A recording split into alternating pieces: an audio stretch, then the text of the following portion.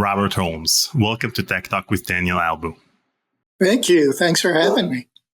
About a year and a half ago, I interviewed you as part of a listening party we did for your album Sequel. Right. But today we're going to try to cover your entire career and maybe listen to a few tunes from your new album, Son of Sequel. Sounds great. Hard to believe there's already a son. Yeah. Hopefully a grandson soon. Yeah. Or a stepson. Or a cousin. Yeah. You never know. Stepson would be the B-sides or the remixes. The running joke is that the next one will be titled Someone Who Lived Next Door to a Member of the Family Who Once Knew the Son of Sequel. The weird neighbor of Son of Sequel. Yeah. So let's start at the beginning. How did you get into music? Well, I was raised in a very musical family, not in terms of other people who played instruments, though my brother did play tuba, of all things. But there was always music in the house. My folks loved all kinds of music and were always playing, everything from all the great classics to Broadway shows and all the tunes of the 50s and 60s. And we had an old player piano in the house that had hundreds of rolls of old songs and classics. So I was exposed to a lot of that. And, like most folks my age, at a certain point I was watching Ed Sullivan and, saw the Beatles, and I thought, wow, that looks like fun. And that looks like a good way to meet girls. So as a 12-year-old kid, I kind of jumped in feet first. And what can you tell me about your first song, Squirrely? Yeah, I played in a band. This was, I was still in junior high. And, we were kind of struggling. We knew we should write some of our own materials. So it came down to me first. And I decided it's kind of a Chuck Berry song, influence song. And it's about a guy who is wandering in the forest and he meets a rather odd squirrel who kind of seduces him. And the basic theme of the song is molesting squirrels, which, was kind of 1970s humor. It could have been a huge hit in the 70s. Yeah, probably, which would have been really frightening. But it definitely convinced me I was better on the music side than the lyric side. And that played out to be the truth, pretty much. Wait, so do you have a recording of that song? Is it available online? I do have a recording. I think I did have it on my SoundCloud at some point, but I may have taken it down. But it does exist in all its glory. And, most of the guys, I still am in touch with a lot of the guys from that band. And, that's always the first joke is let's get together and try and do something as good as Squirrely. Yeah, maybe you should put it on Spotify. I bet it'll get millions of... There you go. If I could fit in a tight outfit and twerk to it, it'd probably do great. Yeah. Or a TikTok video. We could make it a TikTok song. There you go. That's perfect. It's made for that. And how did you get your first agent, and what role did he play in your early career? Actually, he was a she. And I entered a talent contest at this big Catholic church in our neighborhood. And I was actually too young for the contest, but I decided to enter anyway. So they put me in the senior category, which, again, I was too young for. And for some reason, I ended up winning. And an agent saw me who was in the audience, and she was responsible for booking all of the USO shows on the West Coast for military bases. So she put me on a bunch of USO tours. The first one was with, you're probably too young to know, but at the time there was a hit commercial series of commercials about Double Mint gum, and it was these two beautiful young women called the Double Mint twins. They were twin sisters, and so they were the headliners. So, we rode in a bus all around the West Coast doing USO shows, and they would stick this, little 12-year-old kid with an acoustic guitar on first, and there'd be, 3,000 servicemen just waiting to see the twins. So it was a good way to learn about audiences and how to survive. That was your first paid job as a musician? That was not my first paid job. Actually, about the same time, I was doing a band with my friend Steve, who actually ended up in the Scarlet Furies years later. And we knew like 6 Creedence Clearwater songs, and that was it. And we got our first paid gig. It was for the Fullerton JCs, and it was some kind of a quasi-dance kind of thing. I think there were like 30 people. And we had to play for 3 hours, and we just did those same 6 songs. We would do like 30-minute versions of each song. And, it was just guitar and drums. I'm sure it must have been thrilling and a real high point for the audience. But it was our first gig. We got paid $85, and we thought, this is it. We've hit the big time. $85 each, or $85 in total? $85, and that was before we paid for the U-Haul truck. So. Oh, man. Okay. Now, I'm a huge fan of glam rock, and I know that you are part of a glam kind of band called Eulogy. How did your time with a band influence your stage presence and performance style? Hopefully, you had a different dress code as part of that band. Yeah, it was definitely the height of glam. We did a lot of David Bowie and Genesis and Mott the Hoople, and I think my outfit, in fact, the big worry was a lot of our outfits were satin. So, we'd have satin pants and platform shoes. And the big concern was we were using a lot of smoke machines, and the smoke machines, the kerosene in the smoke machines would actually eat the satin. So that was a big, ongoing problem. But Eulogy was an incredibly popular band in Orange County at the time. We had this great model. We would go in and we would play free assemblies at high schools and colleges. And then we would do a dance concert a couple of nights later, and we'd take all the door. And we just had this huge production, lots of lights, lots of sound. We had a full crew. We had a couple of truckloads of gear. And, we were tearing it up. And for a bunch of kids, we were, making good money and having fun. I learned a lot from playing guitar with Rusty Anderson in that band. Rusty was one of the leaders, the founders, and wrote a lot of the songs. And he was an incredible player even then, and I think he was 16, 17. And of course, as you know, he went on and he's now been playing with Paul McCartney for about 22 years, as well as, in the studio with just about everybody else you could imagine.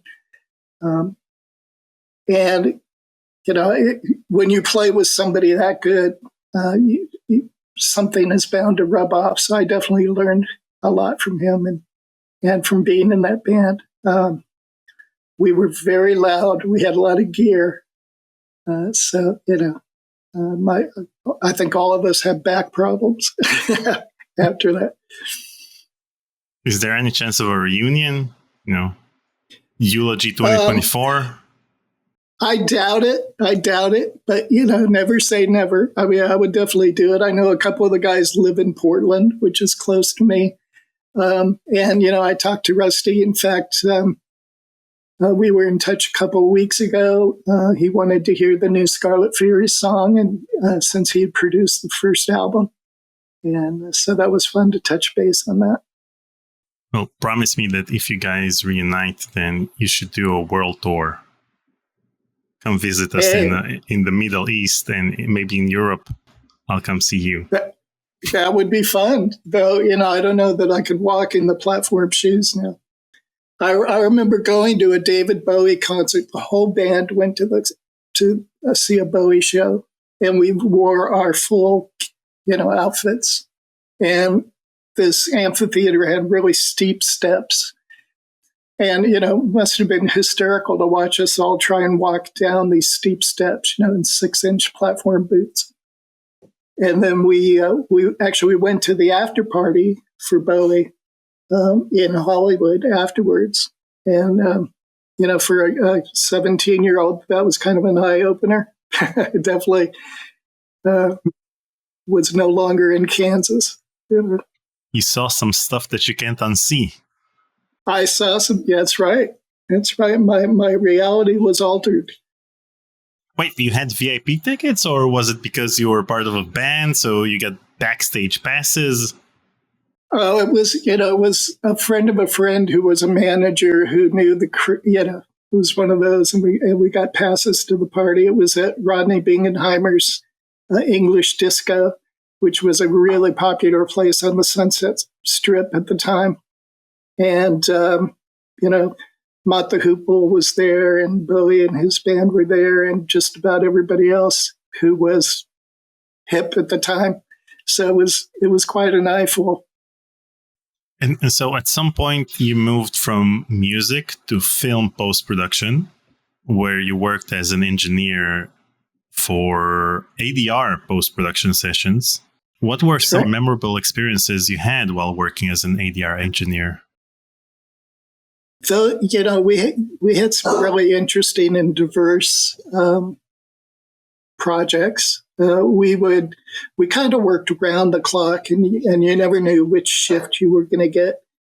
If you got on the day shift, you were doing regular, feature motion pictures and TV shows. If you got on the evening shift, you would be doing Spanish versions of those movies and TV shows. If you got on the late shift, you'd be doing sound replacement for porn movies. And, that was pretty funny because, you'd see these actors go out in the studio with the mics, and they'd have, talcum powder and, all kinds of shit to do their own Foley. But it was a real varied experience. But I did, had learned a lot about post and learned a lot about film, obviously. Those were back in the days when everything was SMPTE controlled. So we had 3 24 tracks, and you would have to run a SMPTE code between all of those machines, which would sync them up. So one was carrying music and sound effects, one was carrying main vocal, one was carrying Foley. So very often you'd have to wait for those machines to sync up, and that could be kind of interesting, kind of waiting to go into record and waiting for the machines to all talk together. And so you'd have to do it in every take, or just in the first take, and then you have it ready for... Every take. So it's as if you think about what we're doing right now, every time we would start to converse and we would start to record something, we'd have to wait for those machines to sync, and then we could go into record. And which shifts did you get? Very often... It kind of varied, and sometimes I was working all 3 shifts. I was kind of, young and ambitious. And I remember I lived on the Paramount Studios lot in an old building that had been built for Rudolph Valentino. And it had tunnels that ran from the basement to sound stages on the lot. So they could take women back and forth to this apartment building without anybody seeing them. But it was really historical. It was incredibly haunted. And when I had the night shift, I would walk during, the middle of the night through sort of the war zone, the downtown Hollywood kind of worst of the worst, through all the gangs. And, I even sort of got to know, a lot of them. I'd say hello as I walked by. And thankfully, I never had an issue. You could have joined the gang. Yeah. Could have been a whole different career. And so did you meet any movie stars or TV stars in the day shift? Did they come to the absolutely. studio to record their lines? Yeah. Everybody from Ronald Reagan to George Kennedy to Warren Beatty. I mean, just about everybody. If you think about the late 80s, early 80s, Arnold Schwarzenegger, they were all, at one point or another, they all came through. And most of them, were great and wonderful people and very cool to meet. And were you starstruck up to a point where you couldn't tell them that you need another take? No, I never had that issue. And thankfully, in most of those dynamics, I was the engineer. I was not the director. So I was, at the very worst, I would have to tell the director, we have to do that again. And can you ask the actor to do that again? Or did you forget to press record? Yeah, well, sometimes. I mean, and we did have scenarios where you would get to know a cast really well because they would be in every day for months, like we did the original Power Rangers. And so we got to know all of the actors who, did that series, and we had a lot of fun together doing that. But that's after you joined Sierra, right? No, this was back in the early 80s. But Power Rangers aired in 1993. Well, the original happened in the mid 80s, and it was done by a man named Holmes, who went to Japan and bought a bunch of footage for $600 and brought that footage back to the U.S. and we replaced, wrote stories and replaced all the sound and voices. He didn't have any scripts, so you made it all up according to what's on screen. Yeah, absolutely. And, sometimes what was on screen, I mean, if the Japanese, especially in that period, they put all kinds of stuff on film that would not fly in the U.S. normally. And so, we'd be doing a scene and, the entire cast would just crack up and lose it because they couldn't believe what they were looking at, But, Haim Saban was brilliant in his concept about that and how he put it together and marketed it. And, he ended up a billionaire. So he did well. So when exactly did you start working at Sierra Online?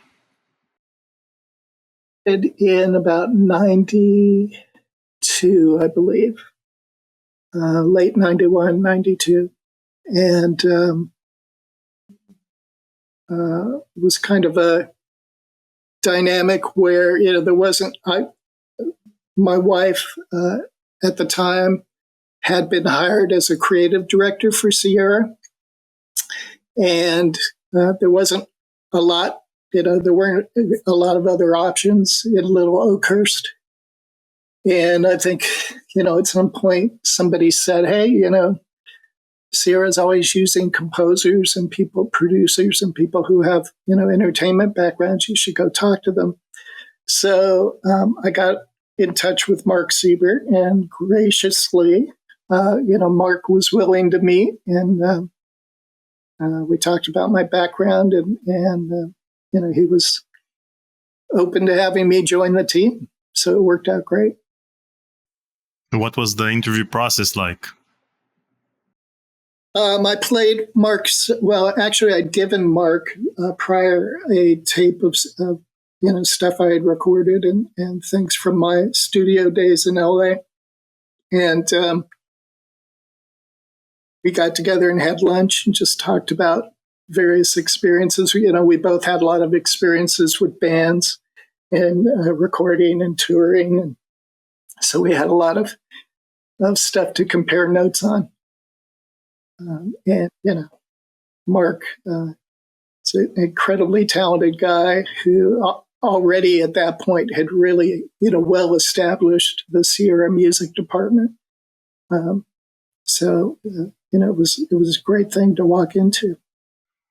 And at that point in time, did you know any Sierra games? Did you play any Sierra games? I did not. Actually, when I started, I had never seen a game in my life. And,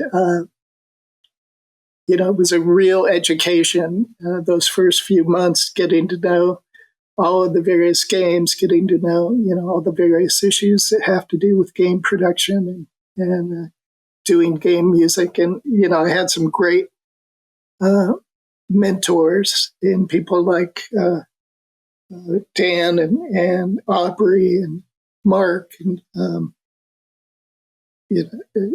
everybody in the department was, I think they were all glad to have another victim who could, help with the load. So, but everybody was very helpful and brought me up to speed really quick. And what was your first day at Sierra like? I believe I spent the first few months actually, and the first day certainly, sitting in a small room with a Mac, working on Mac conversions, which, was incredibly thrilling. But it was a great way to hear what all the other guys were doing, because I would have to, listen to their original score and then try and convert it for the map. And, it ended up being a really good way to get an overview of how the games were being done. And so the first day, I think they just put me in a room with a machine and said, play this stuff and think about how you would redo the scores. And what was so special about the Mac versions of these games that required you to do these conversions? Well, at the time, the Mac capabilities were actually much more limited than the PC sound card capabilities. So, really was a matter of not just, when we talk about going down to Sound Blaster, we talk about, going to beeps and farts. And it was very similar with the Mac. There were very clear constraints. So you would have to take something that would be a relatively complex piece of MIDI and really cut it down to maybe 3 or 4 notes and figure out what was the most critical stuff to retain. And it was a good way to learn about economy and what really matters in music. What did you usually keep? Was it the bass line? Was it the melody? Was it the drums? What would you keep?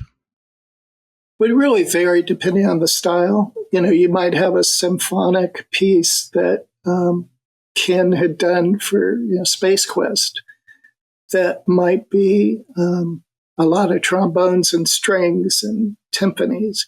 So maybe what you'd keep is the core melody, and maybe whatever's doing the rhythm might be a timpani part, might be a piece of percussion, and then maybe something to emulate some of the harmony, which might be a single piano part. So all of this work went uncredited? Not all of it. I think I'm probably in a few credits for conversions.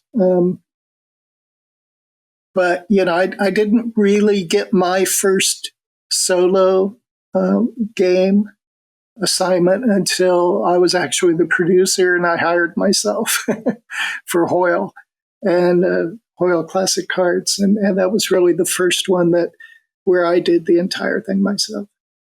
Well, before Hoyle, in 1992, you earned your first game credit on The Dagger of Amun-Ra, where you're credited for voicing the writing man. So, in preparation for this conversation, I watched a 5-hour playthrough of this game in order to find your character and show you a clip of it. But I just couldn't. I didn't find any character that's supposed to be the writing man. Do you remember which character you voiced in the game? Who's the writing man? I have no recollection of doing that. It's entirely possible. I mean, we all did it all the time. You'd be walking in the hallway and somebody would like grab you, pull you in, say, read this line. But yeah, sorry, I can't really help you. I mean, I watched and, I read various documents online, various articles about all the characters in that game. And no one mentions the writing man. I read the entire script. The performance was probably just so good that they felt like it put everything in a bad light, so they decided to cut it, I'm sure that's the case. I'm sure they believe that the performance was so awesome that the awesomeness doesn't even require a name for the character. So they just went with the writing man. They probably figured, people would just be so desperate to figure out who did that, I'm sure. Now, in 1993, you're credited as producer, director, and composer on Hoyle Classic Card Games. What can you tell me about the production of this game? Oh, man, it was so much fun. We had an incredible team, small team. We were one of the smaller teams in Sierra, and kind of underdogs, Hoyle was kind of viewed as, well, we got to do them and, make it interesting if you can. But, it wasn't one of the big franchises. But we were determined to try and do something different, try and do something with some class and some personality. And we had a lot of fun. I think the work still holds up. I think it is, for me, one of the more interesting Hoyle expressions. In fact, I was just joking the other day on Facebook. I had read an article about the Tallahatchie Bridge, which is a famous part of a song by Bobby Gentry that talks about a legendary Tallahatchie Bridge. And there's a character, Billy Joe McAllister, who jumps off the Tallahatchie Bridge. And so one of the games in Hoyle is Bridge. And, you could pick alternate characters. So we made up all these characters and we gave them backstories and a whole look. And so we had Billy Joe McAllister was one of the characters you could play in Bridge. And he looked, very wet, like he had just jumped off the bridge. So that was fun. And then we had my small daughter at the time, Raleigh, who I think she was maybe 4. And she played one of the characters, Scout. I know. We're going to talk about it in a sec. Now, since you are the composer for this game, I want us to listen to a few snippets from the game's main theme.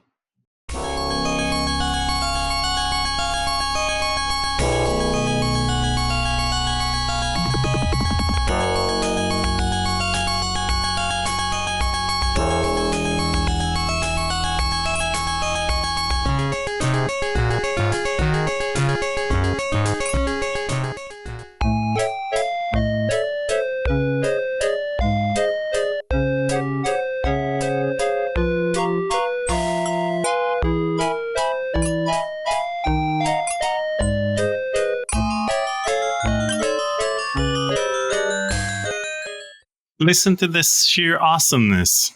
You switching tempos. Yeah, I'll tell you, because I was producer and, I would spend like 2/3 of my day being the producer, and then I'd spend, maybe a couple hours a day on the music.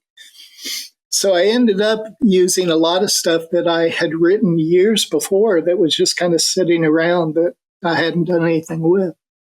So it came in handy, because I needed a lot of music quickly. Now, as you mentioned, your daughter Raleigh is also credited in the game in the actors section. Was this your first professional collaboration? It was. Yeah, it was. And, I could already tell she was going to be trouble. She was definitely a diva and, has always been since then. So just something that we've learned to work with. But yeah, we thought at the very least she'd probably be inexpensive. So, we hired her. Now, given that she's in the actors section and not the voice talent section, I presume that she was featured in one of the digitized photos in the game? Yes. So if you look at the character Scout, this one, that's her. Yep, that's her. She's selling it. You could see the commitment. You could see the wheels turning in terms of her really understanding the character's backstory and trying to put across the emotion. And who are these people playing as her parents? So these are two other team members on the Hoyle team, Tom and I'm sorry, I'm not sure I can recall that person. And, almost everybody who played characters or was in the photos were from the team. And that was part of how we saved on our budget. So this is her in the thumbnail and this is her in the photo itself? That's right. This was about the time Raleigh was going to a preschool that was across the street from Sierra. And I remember going to one of their first performances. And she was singing and, just belting as she would. I mean, even at that age, she had an amazing voice. And I remember a guy came up to me and he was like, holy shit, get that kid an agent. It's like, that kid's got pipes. But yeah, she was happy to be of help, I think. Now, in the game itself, this character also talks. Is this her voice? Goody. No, I think that's one of the other team members. Okay. I think her financial demands, her contractual demands, if she was going to do the voice, it was too much. So. Now, unlike Raleigh, you are credited for voice talent in the game. Do you remember what character you voiced? Gee, I don't. I'm sure I did something, but I don't recall it. Okay, very well. Still in 1993, you are credited as the producer and composer of Gabriel Knight Sins of the Fathers. On Gabriel Knight, of course, you worked with Jane as a couple. But before you were a couple, and before Gabriel Knight, you were assigned to be a producer on a project in which Jane was a designer, a project that was eventually cancelled. What can you tell me about that project and about your collaboration with Jane on it? Yeah, that was a project that was kind of a quasi-educational. It was, kind of entertainment, educational, historical. And we went through the design phase. I was assigned to work with Jane. I really didn't know anything about her at the time. And we started, to sort of go through the initial process and presentations where, you meet and you put your ideas in front of Ken and Roberta and things like that. Um, and for some reason, it became pretty evident that this project really didn't have legs. First off, Jane had just finished King's Quest VI, and I think that really whet her appetite to do something big and beefy, and she of course already had her concepts brewing about if she was ever given her own series. So what happened is, as the first project was kind of floundering, and we really weren't sure what we would end up doing instead, Jane and I started taking daily walks around Bass Lake, which was near Sierra. And we would talk about ideas, we would talk about possibilities, we'd talk about the kinds of things that had not been done in games yet. We'd talk about, if we did something, how would it be received? Everything down to imagining the kind of reviews that we would like to get and the kind of attention we would love to see the game get. And, that kind of opened the flood gates, and everything started sort of happening very quickly. And before we knew it, we were meeting with Ken to talk about the possibility. And he, to his credit, he was very open to Jane's passion and her vision, and we were off and running. And so when was this edutainment project canceled exactly? Before you pitched Gabriel Knight, or? Yes. Yeah. Yeah, it was one of those things that sort of quietly didn't move forward. You kind of go through an initial pre-production on a game, and as you do that, you're investigating how it might be done and how all of your creative choices. And the more we sort of got into that, the more it was kind of like,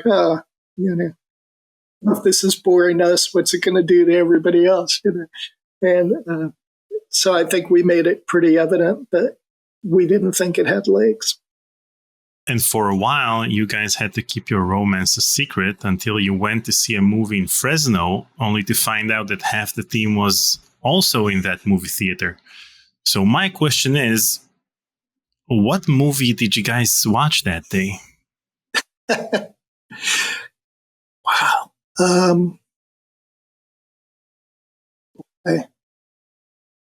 That's a really good question.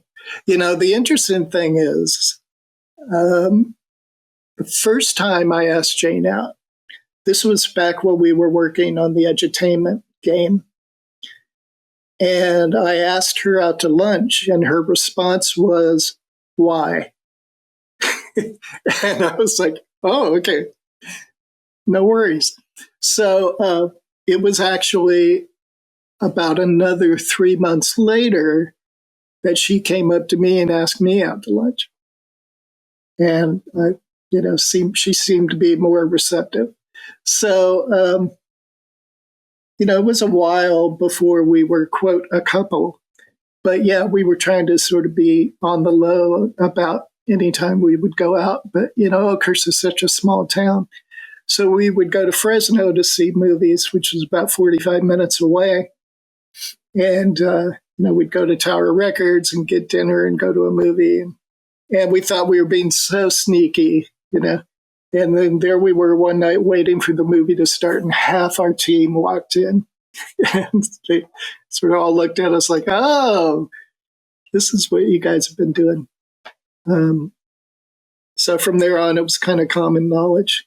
And, it's kind of ironic if you think about Sierra. Here you've got Ken and Roberta, you've got the Coles, you had, Tammy and Rod, all of these couples who were making games and leading games.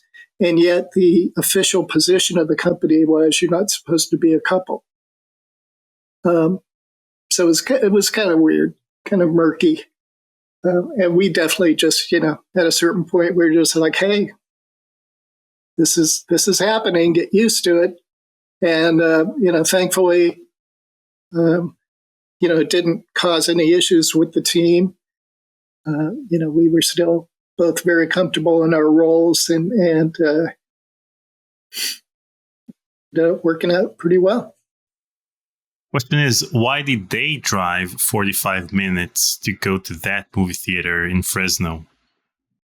Well, because, in Oakhurst, you had one little tiny, really kind of crappy theater in Oakhurst that rarely played the good stuff. The good stuff would play in Fresno. So, we were probably going to see an Indiana Jones movie or something that was kind of A class, which would rarely come to Oakhurst. So was this the same movie theater in which Ken tried to fire half the company? That was the little theater, in Oakhurst. Yep. Which, those kinds of meetings were always interesting.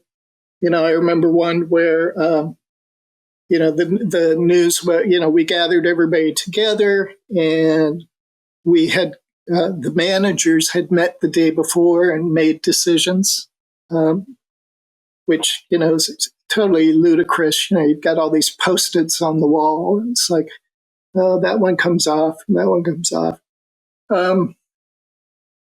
So we held this meeting and Ken said, look, if you've got a job still, you will get this kind of color paper on your way out. And if you don't, you'll get this color paper on the way out. And so then all of us managers had to go back to the main building and sit in our offices and wait for people, to come sort of ask questions and blow steam at us, which was entirely appropriate for, the way it had been done. But, we all had to have security around because you never knew, how somebody was going to take it. And it was, I've been, in my career, I've been on both sides of that equation, and it's never a good thing either way. And what's up with the colored paper? Was this like some sort of adventure game?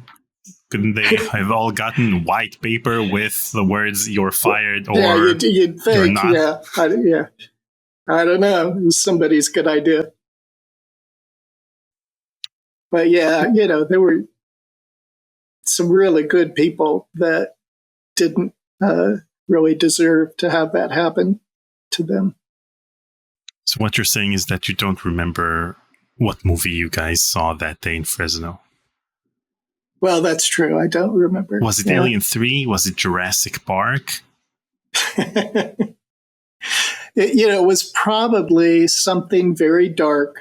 One of my first dates with Jay, and she said, hey, why don't you come over? We'll make dinner and watch autopsy films. I thought, oh, this is going to be interesting. Maybe it was The Crow, or no? It could have been. It could have been. We both were attracted to that kind of media,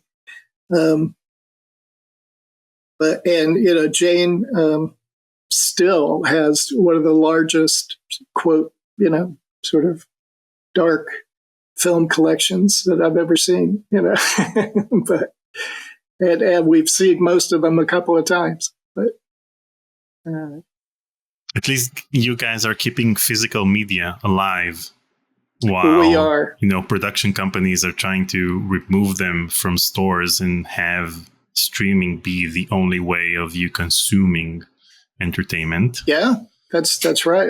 I feel like they're counting on us, to keep physical media alive, and it's a heavy responsibility. Okay, so back to Gabriel Knight's Sins of the Fathers. The soundtrack in this game was MIDI based.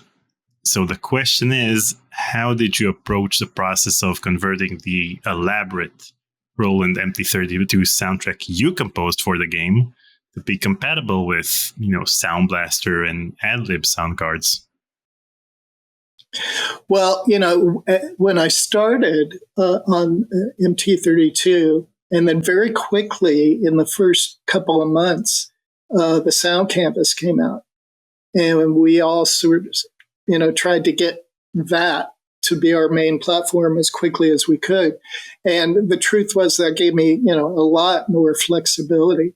So basically, I viewed the sound canvas as a kind of a small multi-track. And one of the things that I always believed about games and about any musical project is that you need to put yourself in a defined box. You need to say, okay, this musical world for this project is going to involve maybe these 8 things or these 4 things. And those will be woven throughout the entire thing. Because, if you don't introduce some constraints, then you're kind of just always trying things. So with GK1, I knew that I wanted to have a lot of it sort of be piano based with a little more of a pop kind of sensibility that had really been done in Sierra games before, which fit my background well because I was basically a rock and roll and pop songwriter as opposed to, a classically trained guy.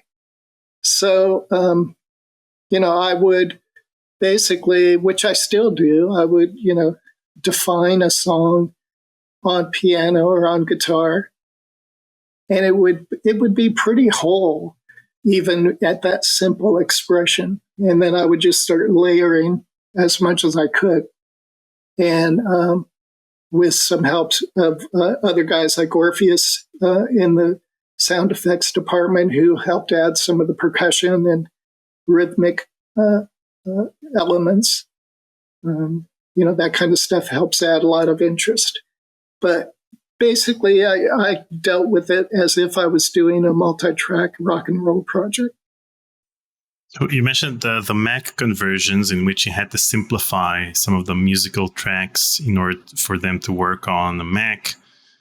Did you find it easier or more difficult to do it with your own music, to have to simplify tracks that you've composed? It was very humbling. It was, one of the things that I believe about a good song is that it should still come across even in its simplest form. So the emotion of the song, the melody of the song, the sort of point of view of the song should still happen if you're just playing it on piano for somebody or on guitar for somebody, and it doesn't have all the bells and whistles. And thankfully, as I did the alternate versions for GK1, a lot of I felt like a lot of that was true, that a lot of it still came across, even in the simple forms. So I didn't feel too bad about it.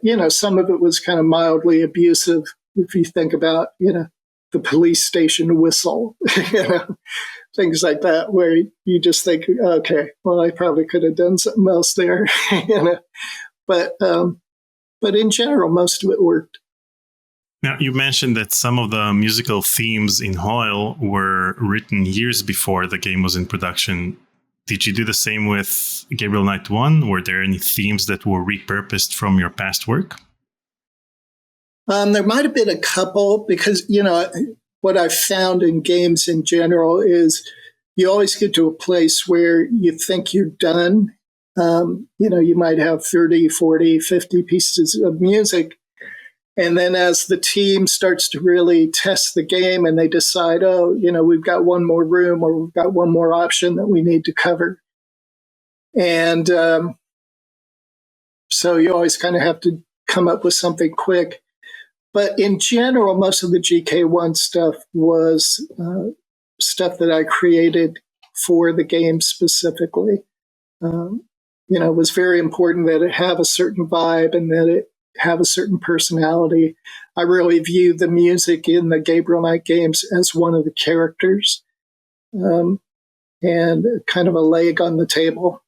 So, it was very important that it be appropriate. It's my favorite character in the game. Thank you. Well, me too. I always tell Jane, your writing is great, but really it's the music. That's what made these games work. And then you sleep on the couch. Yeah, of course, with the dogs. Yeah. The dogs love me, though, so, it works. Now, you're also credited for sound effects on Gabriel Knight. What sound effects did you record for the game? Well, we did, actually, I probably did a minimal amount. I mean, Orpheus worked a lot, and the team, Rick and his sound effects team, did a lot of what happens in the game. But I know that I did, some ambient things and some things that could be help the mood out. It might be crickets, it might be the sound of cicadas, it might be a church bell. So I mean, we all kind of just, as you would play through a game, you'd say, "Wait, shouldn't that be making a noise?" And then you'd go figure out a way to do it quickly. And were these sound effects synthesized, or did you go out and record them in a real location?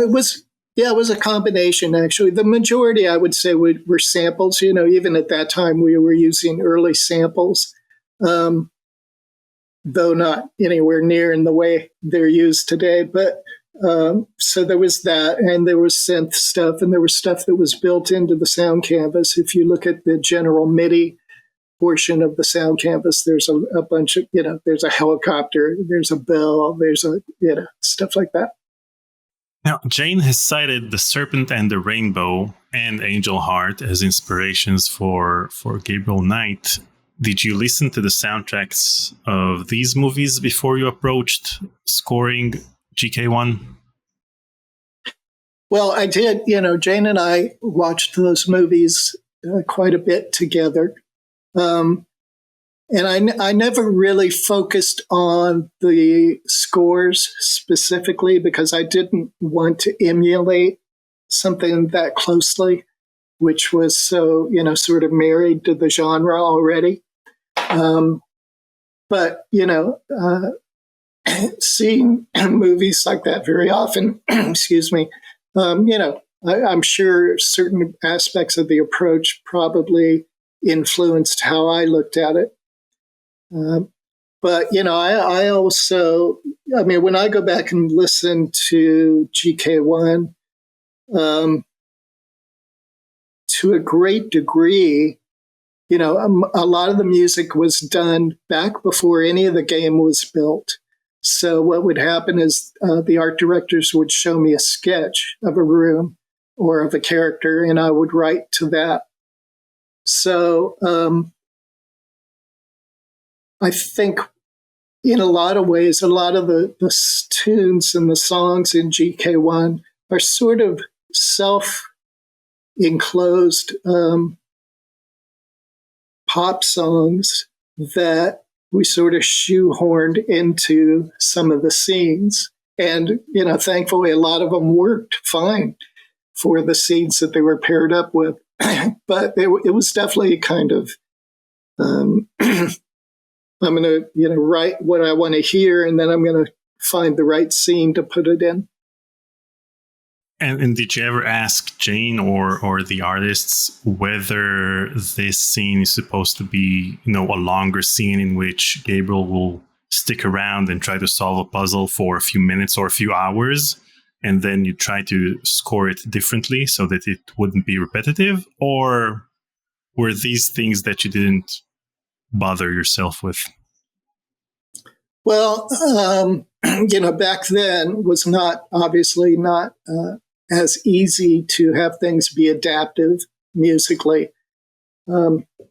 So you pretty much knew that whatever you did for a given room would be repeating at some point. And of course, you could only have a certain amount of audio in terms of file size. So you had to try and make things that hopefully would not be, irritating to hear over and over. And I think that's kind of where my kind of writing was helpful, because I'm very melodic based. And, what my ear likes is to hear kind of melodies that are very listenable, very memorable, and hopefully fairly pleasant while you're immersed in them. So I think those aspects kind of help minimize how irritating it is. Again, there are probably some rooms where that was not the case. I mean, if I think about the police station or Mosley's theme, I mean, there are things that for me, like after the third time, it's like, okay, that's enough. But in general, it was just kind of a given of the period that you knew things were going to be in heavy rotation. As the producer on this game, you're also responsible for things like the schedule and the budget and the theme as a whole. What was that like? That's why my hair's gray.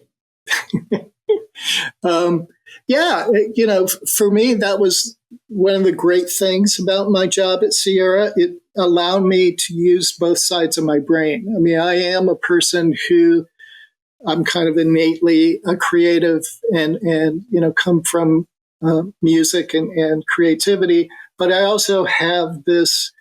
My dad was a career manager, and I have enjoyed in my career working as a manager and a leader with teams. So to be in a dynamic where I could do both, was just a great experience for me.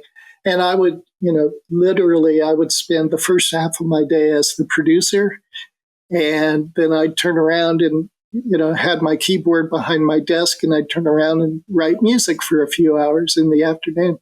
So it really gave me a chance to work both those muscles, which I really enjoyed. And it also gave me, I think, a very fortunate level of partnership and involvement in terms of working with someone like Jane and, really being there from the very beginning, and not just sort of a composer who comes in at the last minute.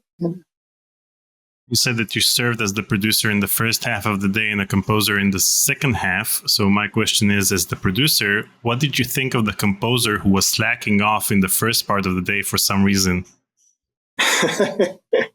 Well, first off, I knew he was cheap, so I knew he was good for the budget, and I knew if I had to, I could even pay him less, it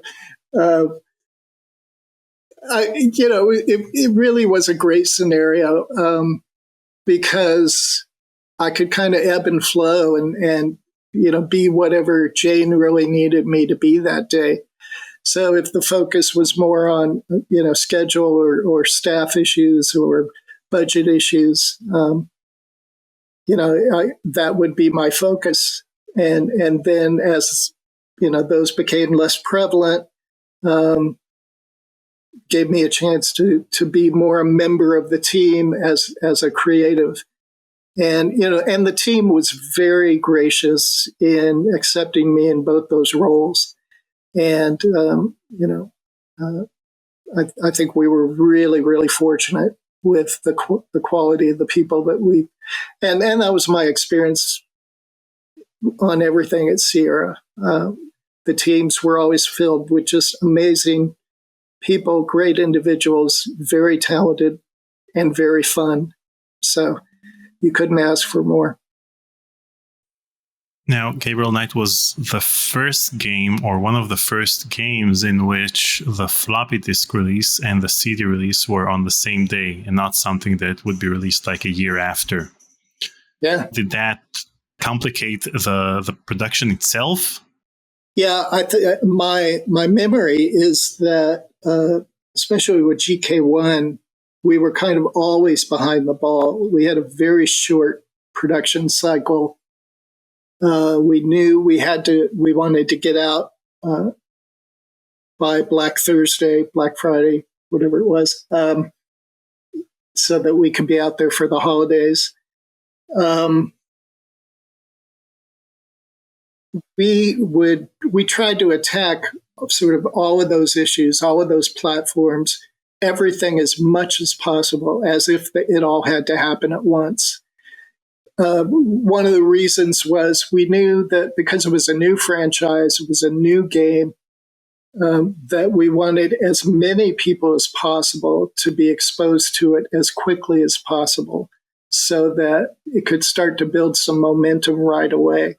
And we knew that was going to be challenging because, nobody knew Jane was other than people who were fans of KQ6.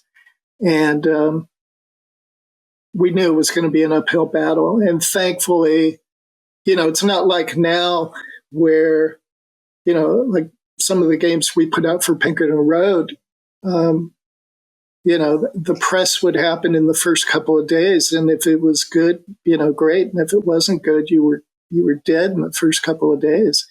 So back in the Sierra days, it would take weeks for that to happen. So what you had to try and do was really maximize that window and get a groundswell of enthusiasm and fans developing before the press would happen, because you didn't know, the press could be good or bad. And, we were just fortunate. Everything worked pretty well in terms of getting out there, and the response was very consistent initially, which helped a lot. And whose idea was it to have the weird shaped box so that retail stores could not stack them up? Well, that was, I think, an expression of Jane and I really wanted the GK franchise to be unlike anything that had been done before. We wanted it to be much more mature. We wanted it to, wherever we had a chance to turn left or right, if the industry had always turned right, we wanted to turn left. And we wanted to do that in ways that would affect the quality and really make people sort of sit back and say, wow, I've never had that experience with a game, or a game's never affected me this way, or, I've never seen a game marketed that way. So it was just kind of always trying to make that different choice. And, we got a lot of flack for that box from retailers. They hated it. But I think it was another good way of gathering early attention, which was valuable. At least it was memorable, because the first time I saw the game was in the computer game store, was me seeing it on the top shelf because they'd have to put it on the top shelf. Yeah. And I don't know, it cost like $100. It was imported, so it cost like $100 here. Wow. 1990. $100, so it's like $250 of today's money. Wow. Well, yeah, there's so much that I'm still, really proud of with that game. And, the voice cast alone, it's like nobody had done that. And, I remember sitting in a room with Jane. We were actually in an emergency room because one of us was not feeling good, and we were waiting to be seen. And anytime we were together, we were talking about GK. And so we were talking about different options for Gabriel. And Tim Curry came up, and we were like, God, wouldn't that be amazing to get Tim Curry? And, happened to work out. So. As a producer, you are in charge of the budget. So how did you justify to upper management the fact that you had to hire these famous actors? Some of them were famous at the time. Yeah, many of them. Think about Mark Hamill and Dorn, and Leah she was just starting to break.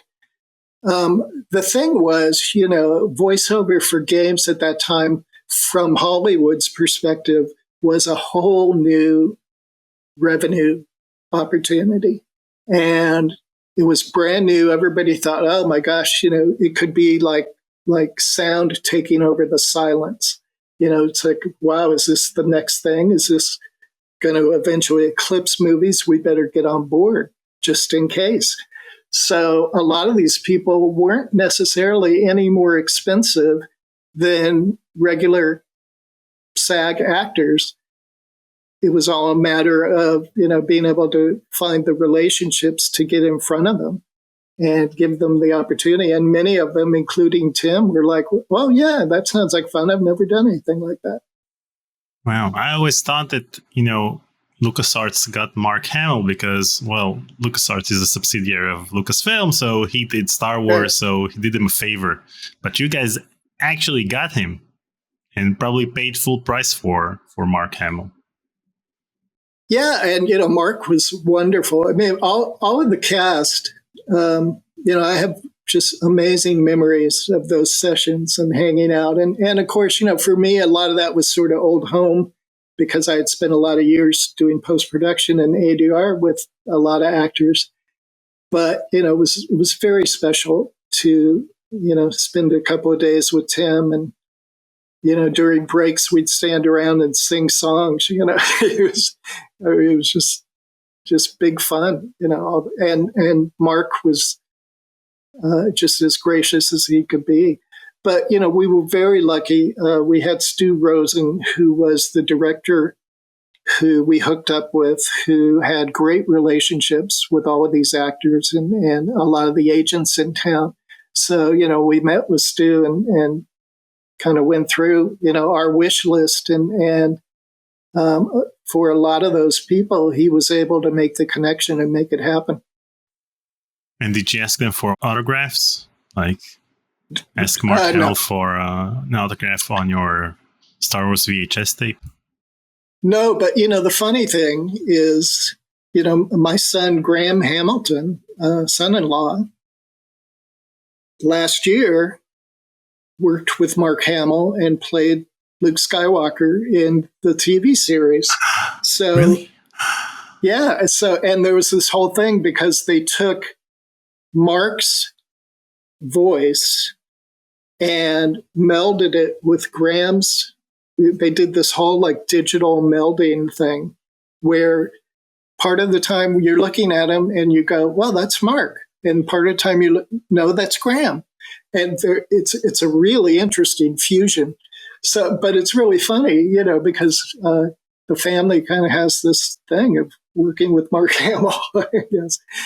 Yeah, I saw the behind the scenes of that scene. So they used the deep fake on his performance, and then they added, Mark's face on it. Mark's and he, younger face. Graham had, had a great, couple of weeks working with Mark, and I've seen lots of great photos and backstage stuff, and it's just very cool. It's kind of like, wow, full circle. Okay, now let's take a look at the photo of the production team from the game's manual. There you go. There's the team. You did have black hair at the time. That was probably before production started. That's right. Yep. What a team.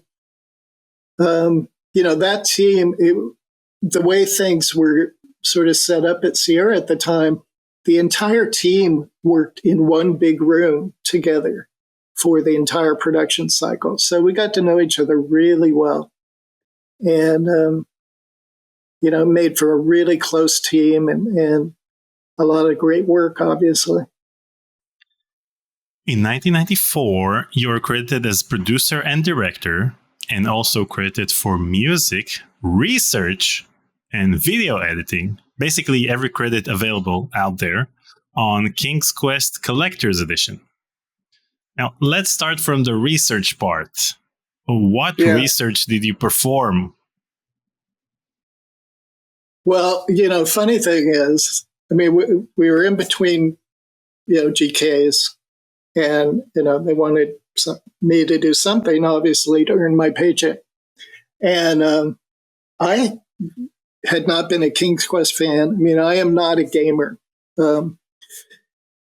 Certainly, I was aware of the games from working on conversions, and, I certainly knew how brilliant Roberta was.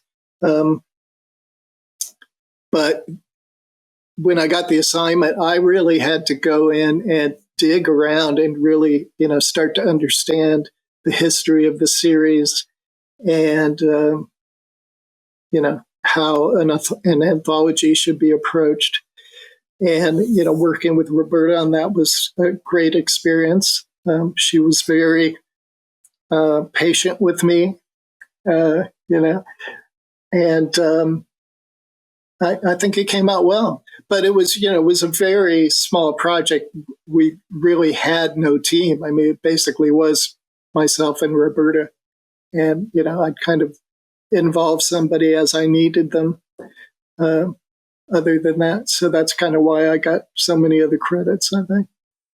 So what did the role of producer and director of a collector's edition entail? Well, gathering all the the 6 assets. games and placing them in a box. Yeah, right.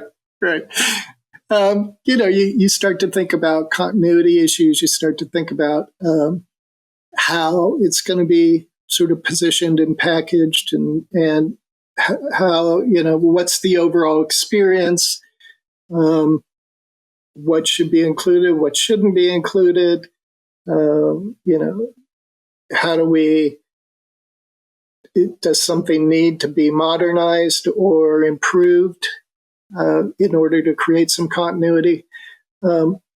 So, it's certainly not as involved as doing a game from scratch.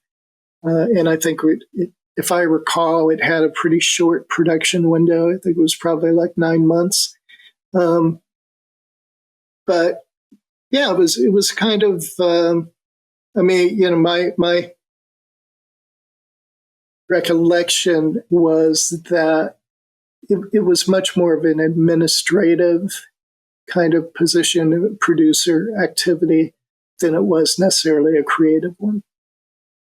In terms of video editing, there are several video clips on the CD itself. You have the trailer for King's Quest VII. You have 2 videos of Ken and Roberta talking about King's Quest VII. You have a video of the making of King's Quest VI. You have the trailer of Outpost. You have the history of Sierra. I think it was the 15th anniversary of Sierra. So you had the history of Sierra and achievements in technology. And you had that weird clip of The Fun Has Just Begun. So which of these did you get to work on? I think all those I just gathered. I think they were already in existence. So it was just a matter of, gathering them and dusting them off. And digitizing them. Digitizing, yeah. Which at the time was like, let's go from super pixely to sort of pixely. Now, you're also credited for music. What music did you compose for the collector's edition? Was it something that you did for one of the games, or were you credited because in the Sierra 15th anniversary video, they have the GK1 closing theme playing in the background? I believe that's probably the case. I don't remember doing new music for it. Yeah, I think that was probably it. So, once again, I managed to get a credit without actually doing anything new. Just let's reuse stuff. Yeah. That's what being a manager is all about. Getting credit nothing. That's right. You got credit. You may have gotten credit for nothing in this particular project, but you've mentioned in the past that you also worked on some Space Quest projects under Mark Siebert, but you're not credited on any of them. So which Space Quest games did you take part in? Well, I know I worked on a conversion for Space Quest 6. 6? Beyond that, I'm not sure. Yeah. Beyond that, I'm not sure. But, I know I did work on conversions for a few of them. So Mark is credited on Space Quest 3, 4, and the remake of 1. Well, it was his department. So let's assume you worked on all of them. Yeah, I don't think that was the case. but I know I sort of slogged my way through a few of them. And again, I just say slogged because the conversion process was not a fun one. in late 1994, early 1995, Jane started working on one of the best FMV games ever released, Gabriel Knight 2, The Beast Within. Meanwhile, you went to work with Sting on what can also be considered an FMV adventure experience of sorts, the All This Time multimedia CD. So let's watch the trailer and then we'll discuss what we just saw.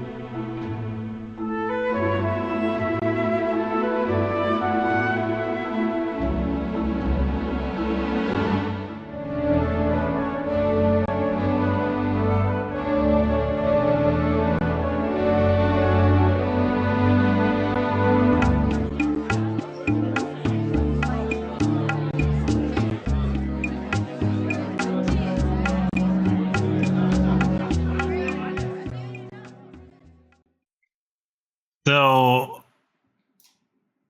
for those who don't know, let me read the advertising blurb.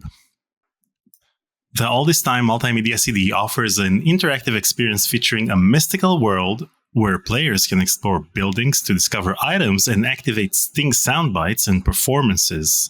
It includes 15 full songs, demos, and exclusive performances. Sting also shares insights about his career and influences. Additionally, there's a tarot game to uncover a hidden feature. So what can you tell me about this project? Where did you find the trailer? I haven't seen that in years. It's so crazy. It was an amazing project and an amazing time. I kind of fell into it. What happened was, at the time, Sierra was starting to move some of its offices to Seattle. And my ex-wife had her job transferred to Seattle. And of course, we had our young daughter, Raleigh, who we'd been really fortunate to both, work in the same building and live in the same small town. So literally, I had Raleigh every other night, and it was the best of both worlds. So when this happened, I decided, maybe I should start thinking about, relocating to Seattle so that my relationship with my daughter's not impacted.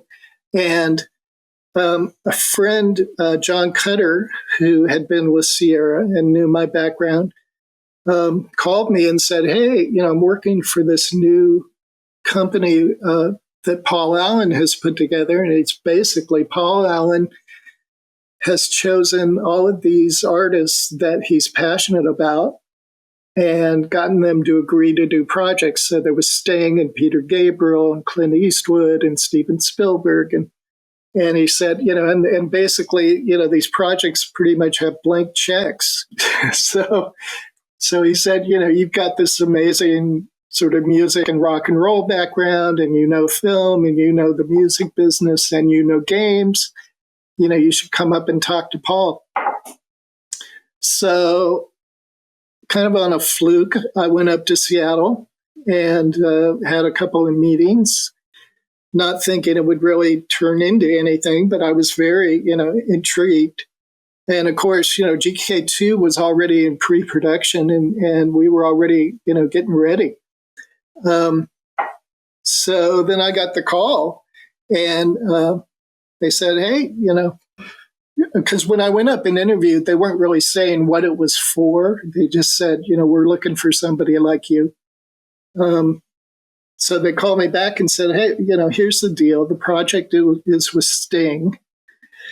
And you'd basically be following Sting around, for a couple of years, creating content and working with him to do something that's never been done. And, we'll give you anything you need. And when can you start? I was kind of like, whoa, okay, well, yeah, that's kind of interesting. So, I remember having a conversation with Jane. It was like, I think I might be leaving the project and the team. And she's just like, what? We're a couple and this is our project. Yeah, I think, I may have to take this gig.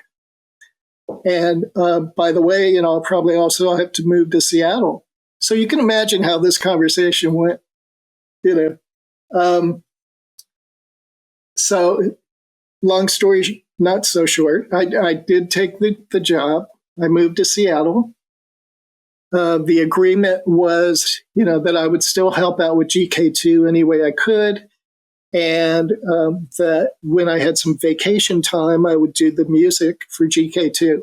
So moved up, and very quickly we had to engage, with Sting. I think we had to do our first demo for him about 3 months after we started, which that 3 months was kind of all about hiring the team from all over the world.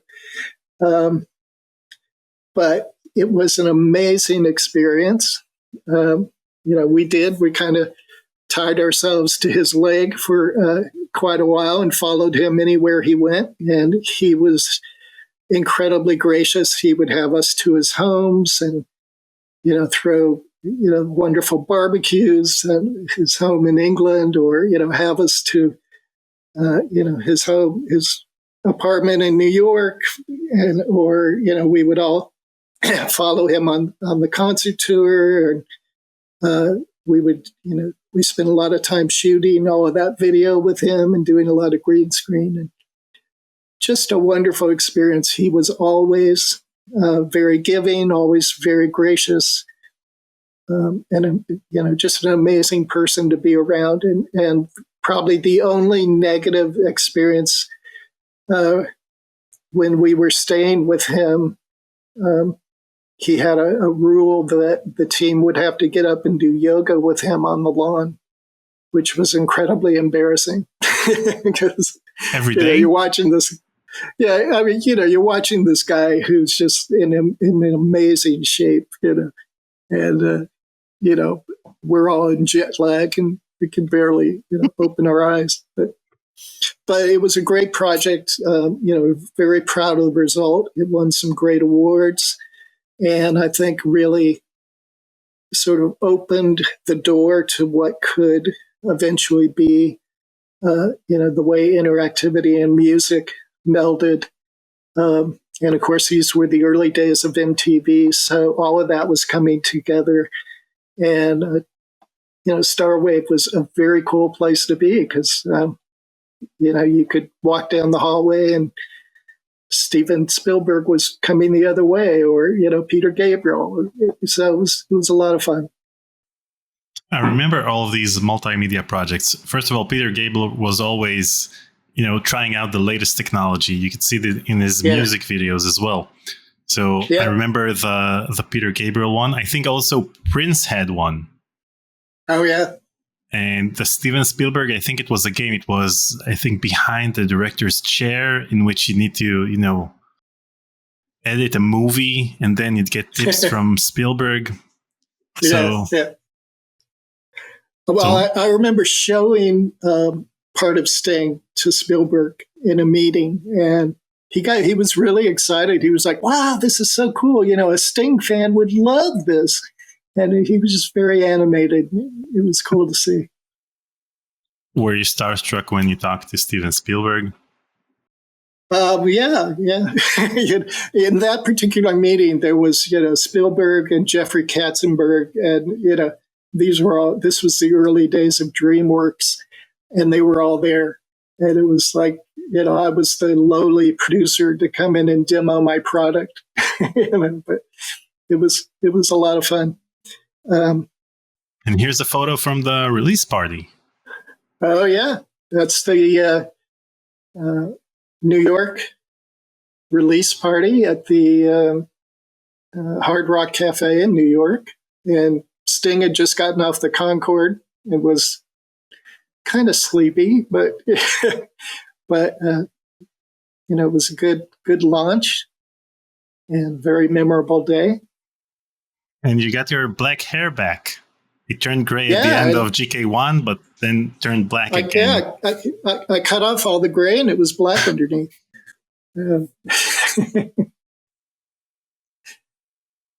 Anyway, so this was released a month before Gabriel Knight 2. This meant you only had 2 weeks to work on the GK2 soundtrack. So how does one create such a magnificent soundtrack in just 2 weeks? Oh, well, thank you. It's, pressure does amazing things. But yeah, I had 2 weeks vacation, and by this point, Jane and I had bought a house in Seattle. So I had a little studio in my attic, and I basically lived up there, and just did as much as I could do in 2 weeks. And of course, that included the opera, which was a whole different ball of wax. But it just happened, to work out. And then I came back and spent a few days with the team and sort of, integrated. And, we had people like Jay Usher who were working with the team.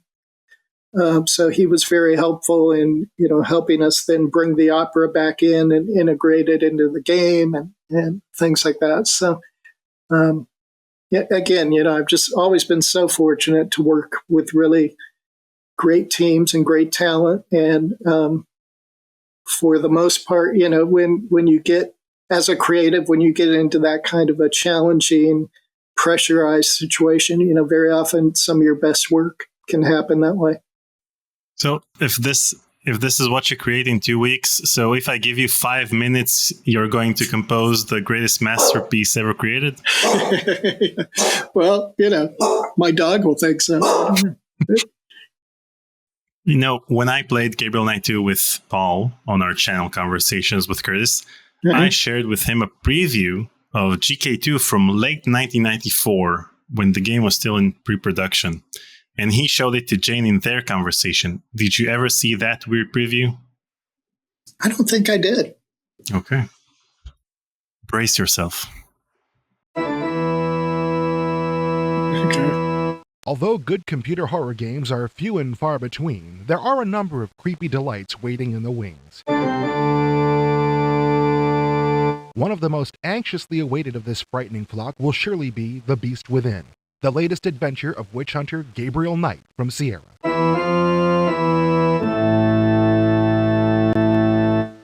The original Gabriel Knight, Sins of the Fathers, quickly became a critic's favorite for its strong emphasis on character and mood, but some were put off by the animated graphics, which were not exactly cutting edge. No one will be able to make that complaint about The Beast Within. It will benefit from Sierra's brand new multimedia studio, constructed for Phantasmagoria. Like Phantasmagoria, The Beast Within will feature... What the hell? Let's just hope I didn't have lederhosen on. No, we'll talk about your cameo in a sec. Let's see who Gabriel Knight is. Then will feature digitized actors walking against computer-rendered backgrounds. This is the new Gabriel Knight. He sure looks right, even though he may not have the distinctive voice of Tim Curry. Curry was one of several celebrities who lent their voices to the first Gabriel Knight game, including Mark Hamill and Michael Dorn. Sierra was unable to tell us their casting wish list for The Beast Within, but they did say that they're not interested in name power as with maintaining authentic atmosphere. If nothing else, the Gabriel Knight series will certainly become known for colorful scenario locations. The original game led the player into the voodoo secrets of the New Orleans French Quarter. Now Gabriel is exploring his German ancestry in the land once known as Bavaria, and becomes caught up in an adventure revolving around King Ludwig II, Richard Wagner, and werewolves. As with the first adventure, Gabriel's only hope of solving the mystery is extensive conversation with the locals. His best chance to gain this information is to join an exclusive club, trading on his German heritage to win admittance. Of course, Gabriel's faithful secretary Grace is not one to be left out of the picture. In fact, she comes into her own in The Beast Within, following her own researches. That's it. So... I don't believe that was internally generated. I think came from outside.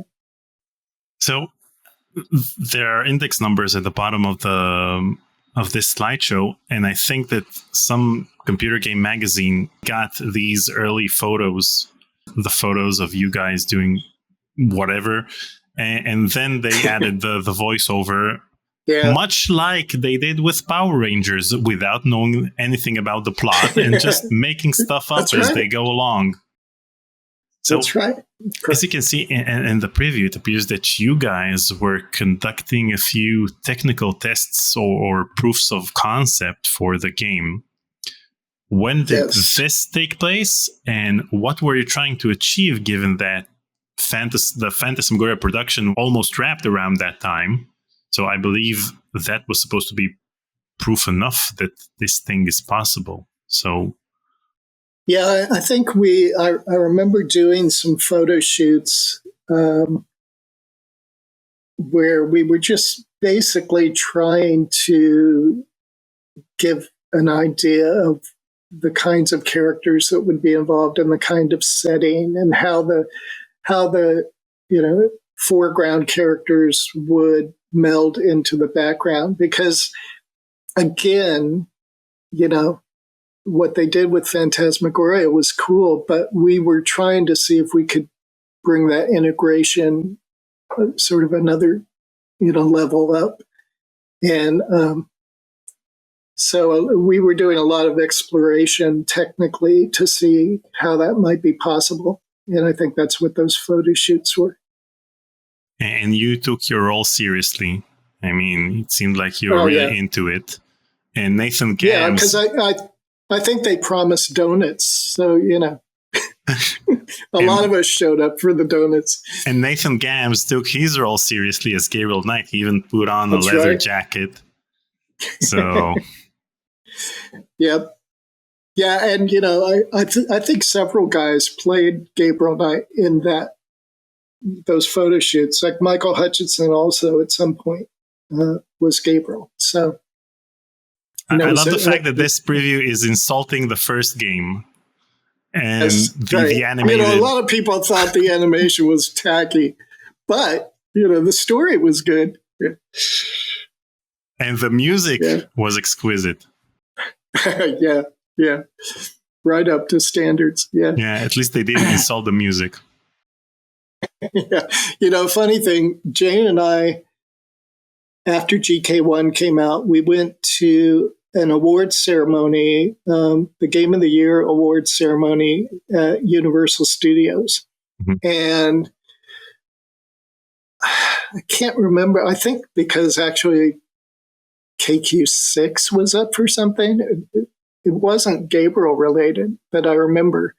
But we were standing in line to get in, and these two guys were in front of us, and they were talking about all the games. And and they were talking about the composers and music. And one of the guys said, yeah, whoever that guy is that did the music for Gabriel Knight, that guy should be nominated. So I was cracking up. I told Jade, see, it's the music. And did you have the opportunity to accompany Nathan Gams, aka the original Gabriel Knight, and Jane on their journey to Germany to scout for locations for the backgrounds in the game? Well, what happened is Jane and I went to Germany first on our own to do research. We went to all through Germany and Bavaria and Vienna and Salzburg. And so we made the initial trip and picked out a lot of the locations. And then Nathan and Darlu went back after us and did the actual photography that was used.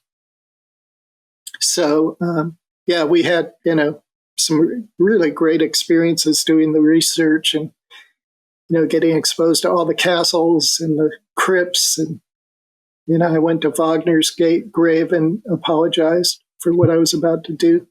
And, it was good.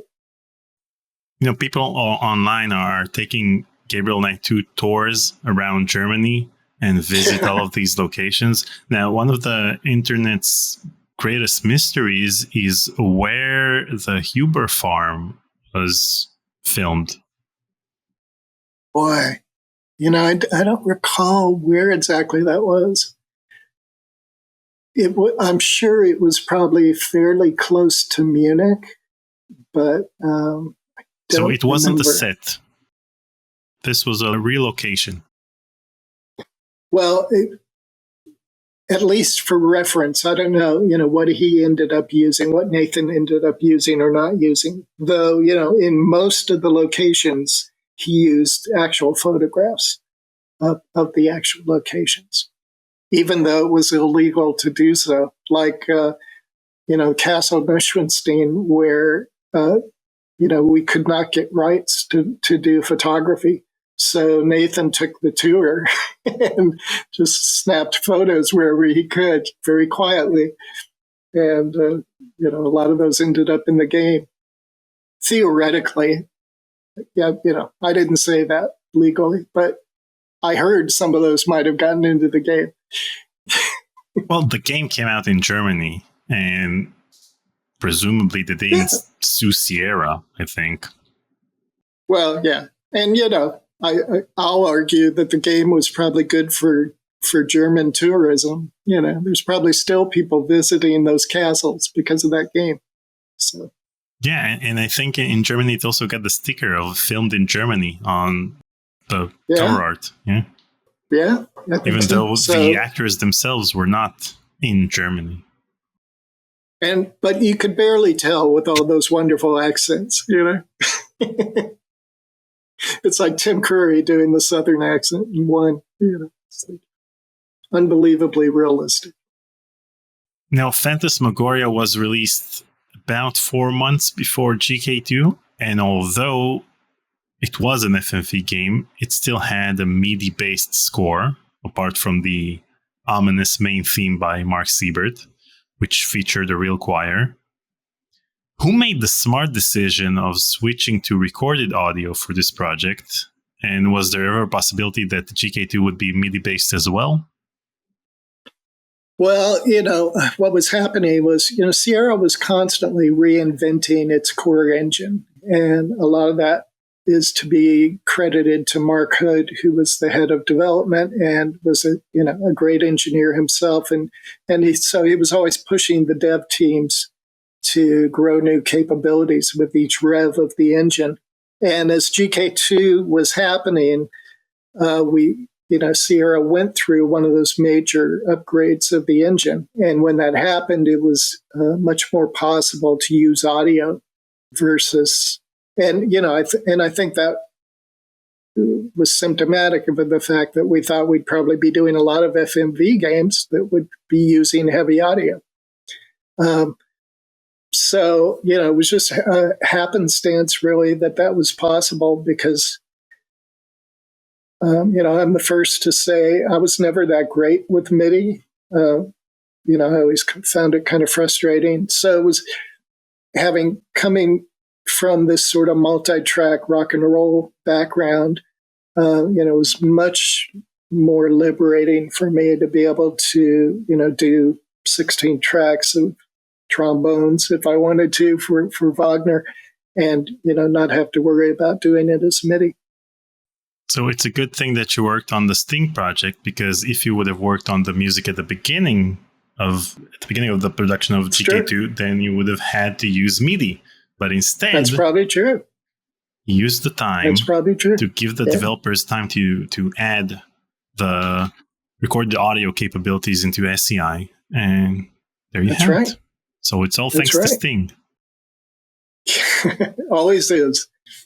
There was a whole thing with the Sting team that Sting would inhabit our dreams. People, we were actually keeping track of the dreams that people had because Sting would show up, and you could, Sting's trying to tell us something. He kind of had that mystical thing. Did Sting appear in your dreams as well? I'm not gonna say, but only on the weekends. Yeah. Is Sting in the room with us at the moment? Well, he could be. He could be. Who knows? You never know with that guy. He's everywhere. He's everywhere, and he's nowhere. It's amazing. Let's talk about some GK2 fan art. Did you ever get to hear the cover that Katja Savia from Finland did of the GK2 main theme? I'm not sure. It's so wonderful to hear people do covers. And, like on Sequel, we included a whole CD of the covers that people did from all over the world. And it's always, I really appreciate that people take the time to do that. It's very cool. Check this out.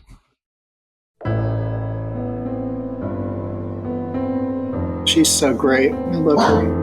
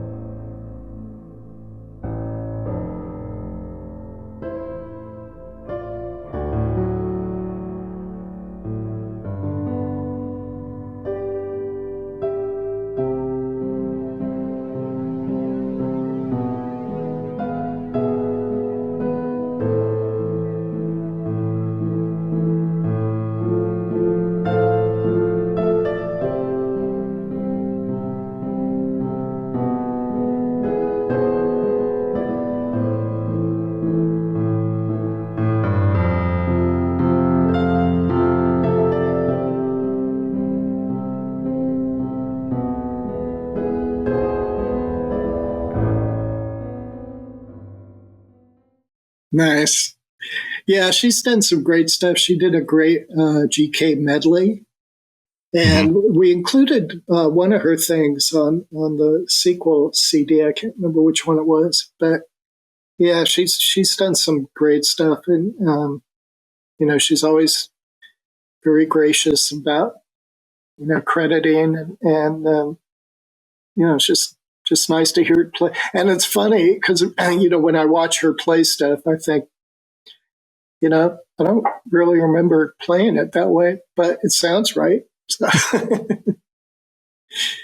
Now, a few months back, an artist named Leandro da Silva created a preview of what GK2 would look like had it been a fully animated adventure game. So this is the...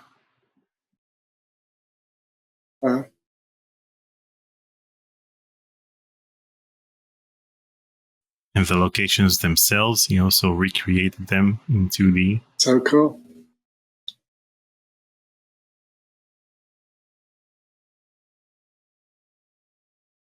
And the main menu. And so, if the game would have looked that way, would it have changed anything in the way or the style you composed the score? Probably not.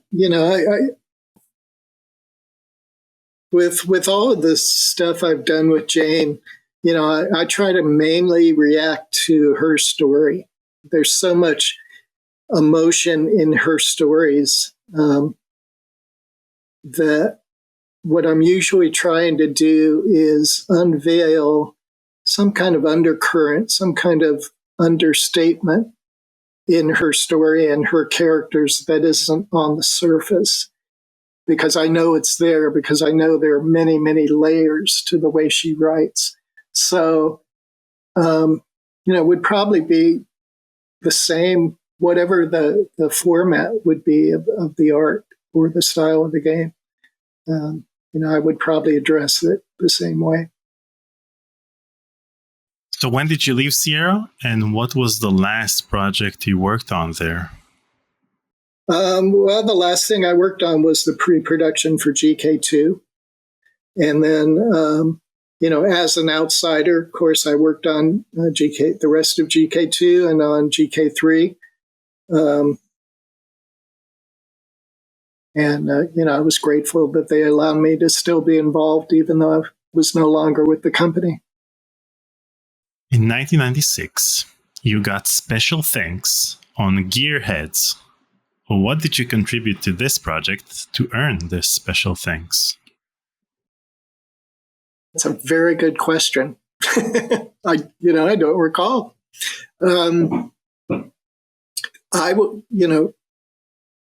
It's possible that they used a piece of my stuff at some point, or maybe I was part of a brainstorming session or something. And still in 1996, which is apparently the year of special thanks, you also got special thanks on Down in the Dumps. What did you contribute to this project to earn this special thanks? Boy, probably the same scenario. I bet there's like a 10-second, grab of some of my music that they, stuck into something. Do you remember these games, or do you know how they look like? I don't. I can honestly say I never saw either of those games. Well, you got special thanks on them, so the least you could do is... Yeah. I mean, by 1996, frankly, I was all about the internet, which was, just really taking off. And it was kind of like, oh, fixed media, So this is Gearheads, and this is Down in the Dumps. Wow! Look at that magnificent 3D. Beautiful. Okay, so you don't know? Yeah, I don't know. Yeah, I assume they probably, bastardized some of my music, which sue them. It's entirely possible. Yeah, really. May it serve them well, In January 1997, you joined Free Range Media as the director of production. Yes. What can you tell me about your time at Free Range Media? Well, when, there was a time where, again, the internet was just starting to rear its ugly head, and people didn't really know what it was going to be, but they knew that there was going to be a need for content, and that people would probably pay to create content. And I mean, literally, I remember, Free Range Media was one of the very first digital services agencies in the US. So literally, I would walk into a board meeting with some company and say, what you guys need, because this thing, the internet, is coming, and that's how people are going to experience you.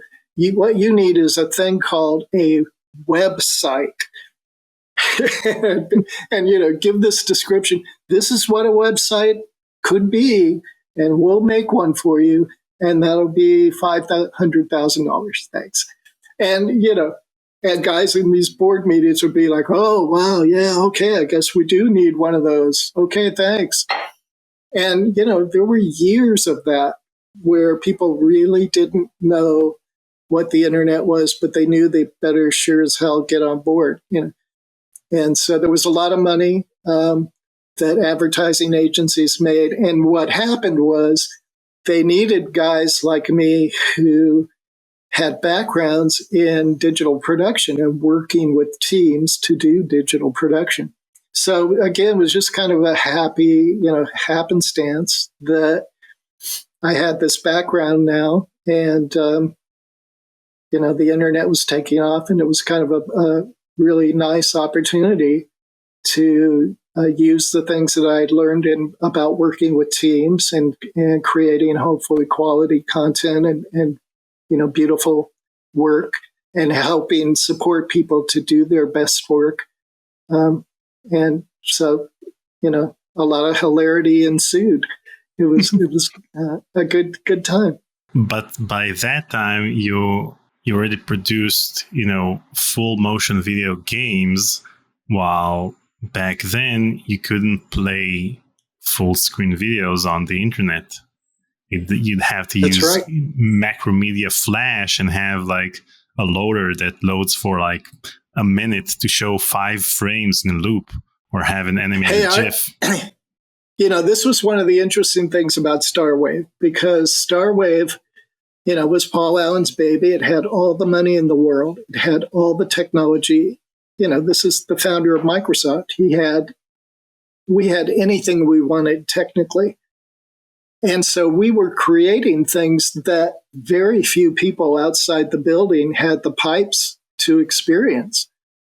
And I remember, seeing one of the teams that was working on a football product, and, you'd be watching this football game and you'd click into a player and that would bring up his stats. And then you could follow this whole path down, to when he was born in Southern Georgia, and I remember saying to somebody, standing next to me, it's like, this is amazing, but, nobody outside this building can see this, or, nobody has the computers or the internet pipes to be able to experience this kind of broadband, which was true for many, many, many, many years. But, what Paul was trying to do was to show what could be possible. And, it was great fun to be a part of that effort. So as the internet started to mature, it was great to have that background of, well, I know this can be done because I did it 4 years ago. So it made for, a lot of great work. And again, it was all through my sort of agency careers, had great experiences working with teams and development and creative teams. It was kind of an interesting offshoot from games. In 1999, you were credited for music on Gabriel Knight 3, Blood of the Sacred, Blood of the Damned. From what I understand, you wrote the core themes, and the in-house composers at Sierra expanded on them. Can you elaborate Correct. a bit on the composition process for this game? Yeah, it was going to be evident because I was, very busy, and the team, was working internally, that I wouldn't be able to do the entire game. But we still wanted it to have sort of that character because of what the music had been historically for GK. So I met with David Henry, again, super talented guy, very capable. And we went through and talked about, what I would like to see in terms of the overall approach to the music. And we talked about, well, okay, what I'll do is I'll write, I think I did like 12 to 16 main themes. And some of them I recorded the versions that, I did want to have used, like the opening main theme is my recording, things like that. But a lot of them, then he would have that ability to take the themes with his team and extend them in various ways and do basically whatever they wanted to with that melodic content. So I think it worked out as an interesting collaboration. I think his team did great and very appropriate stuff. And at the same time, I think some of the themes that I did, I really like the main GK3 theme. I think it's probably one of my more sort of grandiose emotional themes. It's nice that I was still able to kind of keep a foot in the door with the games and still be involved. And still in 1999, the Gabriel Knight Mysteries Collector's Edition was released with this huge big box. And it has the first and the second games. And you also have a demo of the third and the soundtrack of the second. That's right. Now, when was the soundtrack produced exactly? Did you have to alter the recordings from the game in a way in order to make them fit as separate tracks in the soundtrack? Or did you just place them as is on the soundtrack? I think for most of them, we just took them as is. We might have done some quick equalization or something to help, again, try and create some continuity between music that was created on different platforms and things.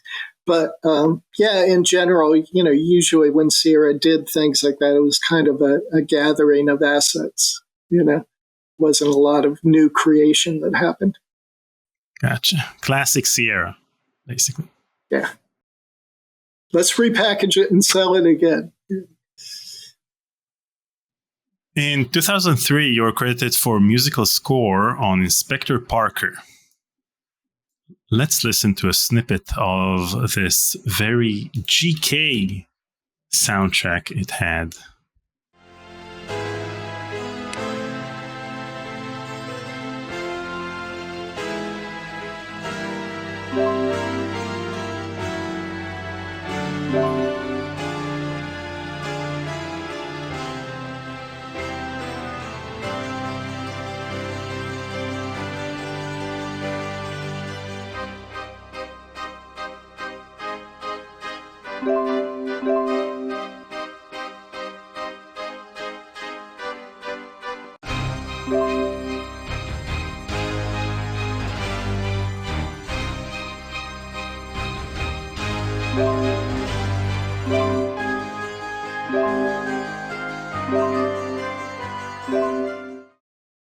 I love the fact that you went to town with this soundtrack, but the game itself is like, click this, get points for clicking various things. Well, go big or go home, right? So what can you share about the production of this game? I think it was mainly because Jane was somehow involved. I don't recall exactly. And so I think it was probably really as simple as, hey, we need some music. Would you do something? And, I probably threw something together. But, did you reuse any GK themes? It wouldn't surprise me. I'm famous. In fact, it's funny when we were doing the beginnings of Son of Sequel. One of the first tunes I did was a song called Bossy, which is kind of a bossa nova thing. And I thought, well, it's kind of familiar, but I really like it, so I'm gonna develop this more. And then somebody chimed in from the fan base and was like, "That sounds really familiar, like you used it, back here in this game." And sure enough, I did. So sometimes I just forget, that I've actually used something. Now, in 2004, you were credited for music on Inspector Parker in Be Trapped. Let's listen to a snippet from Does this guy ever stop?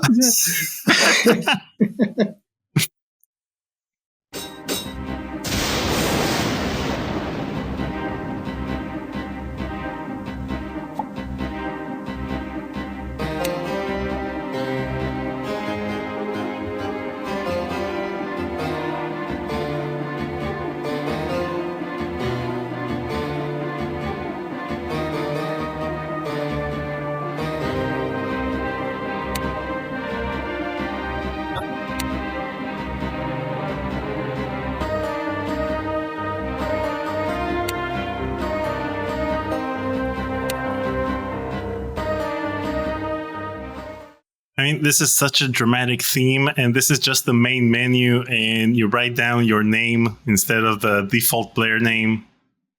And again, you went to town. Yeah. Hey, somebody's going to be listening. I should do something big.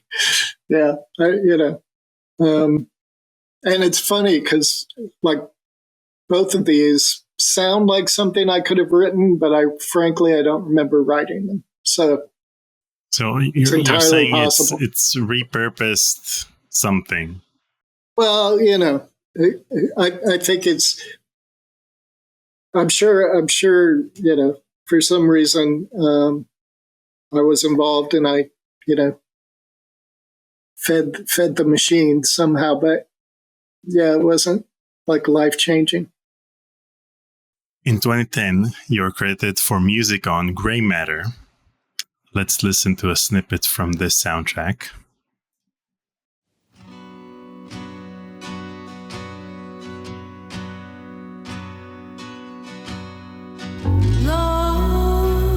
Lost, stumbling through the light,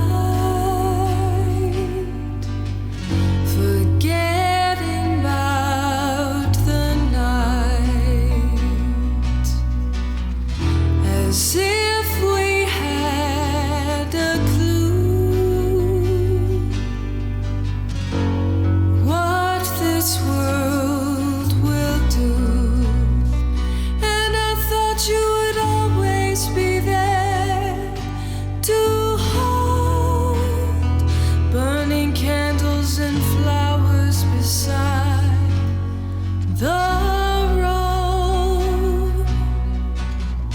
In silence here I sit, to forgive and to forget.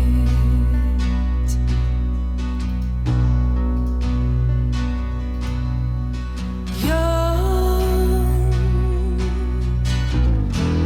turning toward the sun, we never see the gun. We choose to turn away. Began another day, and we think we will always be here to dream. Then we find that it's much later than it seems. So this is my favorite track in the soundtrack. And first of all, it's great that you and Raleigh collaborated on the Hoyle games, because now you can collaborate That's together right. on actual songs. That's right. I just love her voice. I can listen to her forever. So, So what was your She's- experience like working as a family on this project? it was great. I was equally excited, and I think rightfully so, about the quality of Jane's story and approach for Grey Matter. And I thought, it was great to see her come back with that kind of approach and story. And we, Jane and I are both huge Anglophiles. We love England, and we've been fortunate to spend a fair amount of time over there. And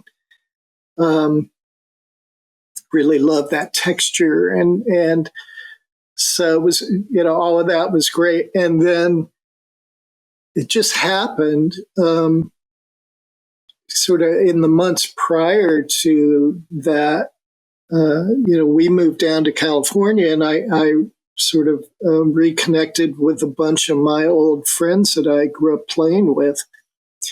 And we started working with Raleigh because she needed a band for some showcasing in Hollywood.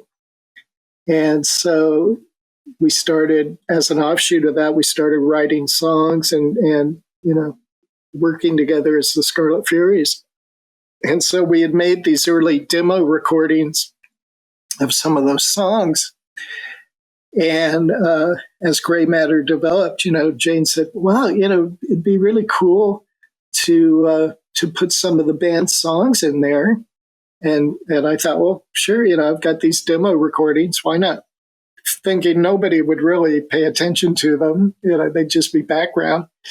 And it turns out, they're like people's favorite part of the soundtrack. And they really weren't finished recordings. They were just demos that we did in our bedroom. But, it's nice to see that the songs resonated and it was a great foundation for people developing interest in the Scarlet Furies in terms of gaming. Well, given that it took you 2 weeks to create the soundtrack for GK2 and create a perfect soundtrack, then I presume that in your family, the first draft is usually the best version of the song. So calling it a demo... Sometimes. Calling it a demo is a disservice. This is the final version and better than anything else ever released. Sometimes, it's always interesting. I mean, that song in particular is a song that's very near to my heart. I really love the melody. I really, love the words. I love, Raleigh's approach to it. It's been covered by various people. The Brothers Four, who I grew up really, they were a huge influence on me vocally.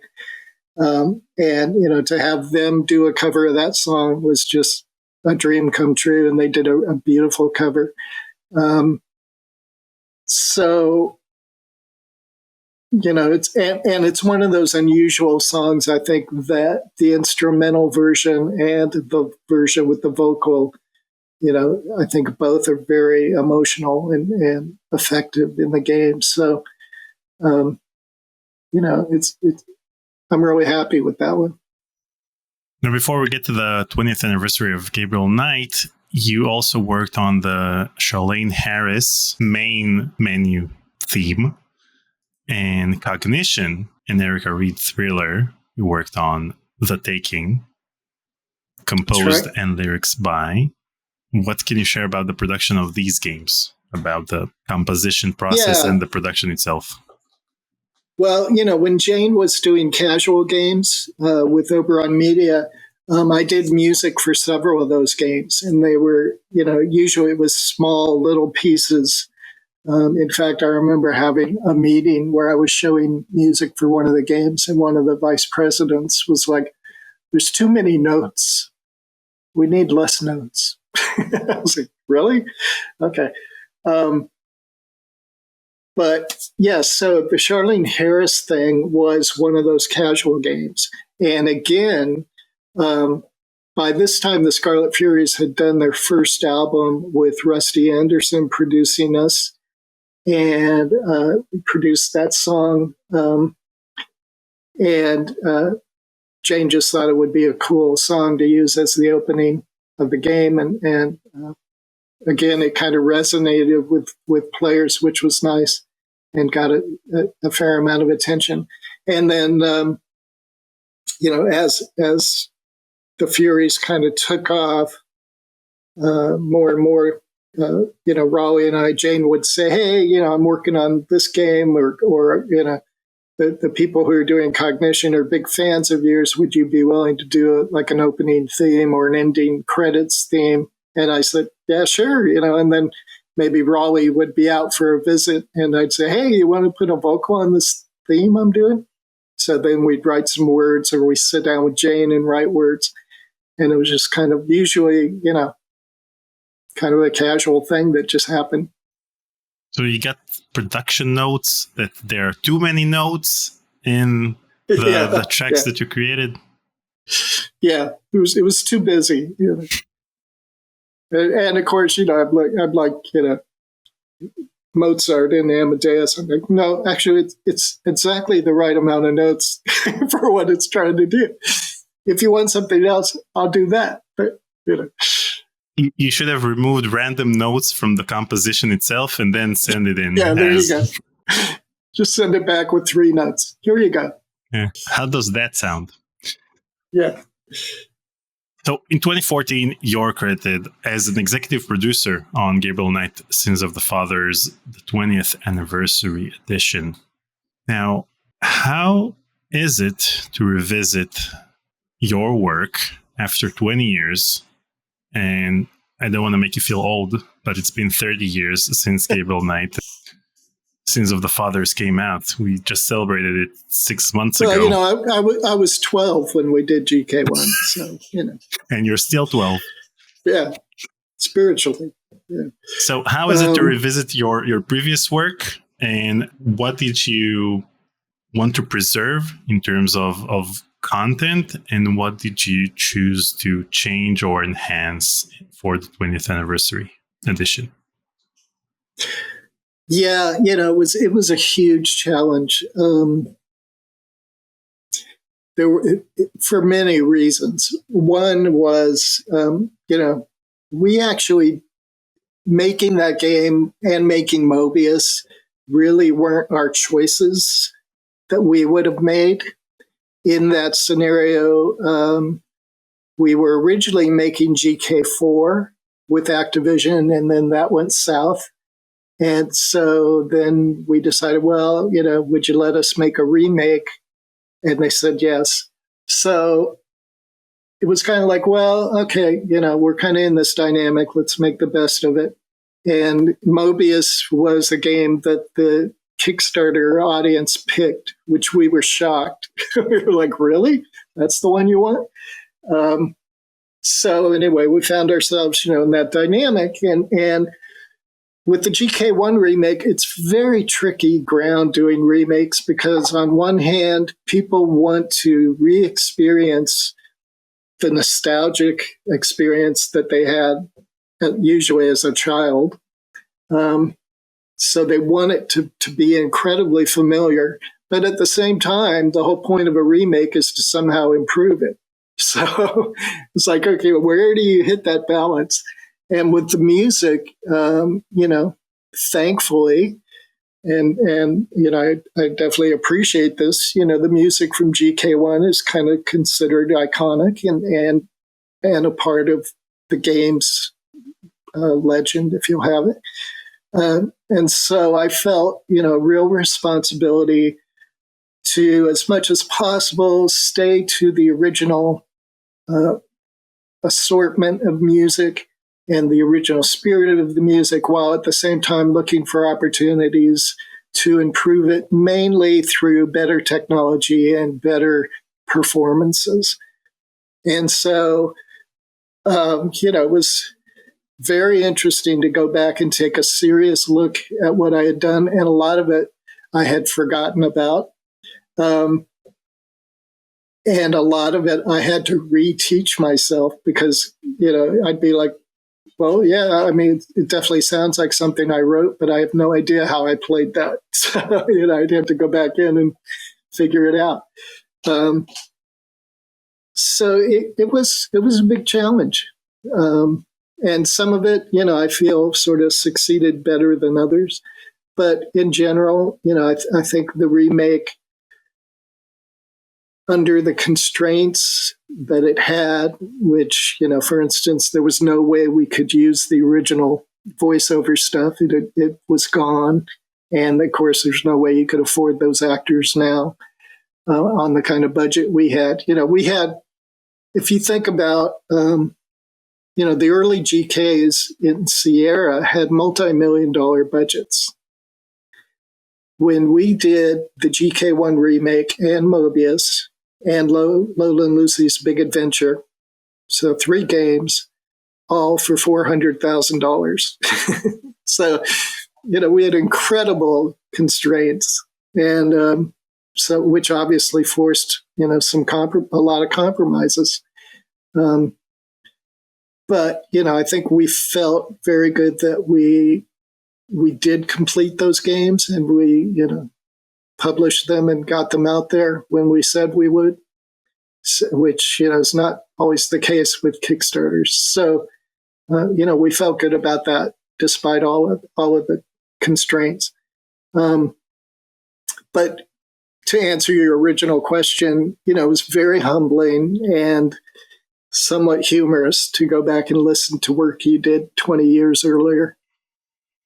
And did you get to compose new pieces for the new content that was added to Gabriel Knight 1? I think I did. There's not a lot, but I think there's definitely some. And, as much as possible, I tried to make it feel like it was part of the original stuff, which, it's pretty easy to do. There are guys from the Sierra composer stable, incredibly gifted guys who, can go in any direction musically, in sort of a journeyman kind of composer skill set. And I'm much more of a, hey, this is what I do, and this is the kind of stuff I write. And it's what I like. And so that's what what it's going to be. So it's the kind of stuff, well, either you get it and you appreciate it, or you don't. And that's outside of my control. But it was an interesting experience to go back and revisit that stuff, definitely.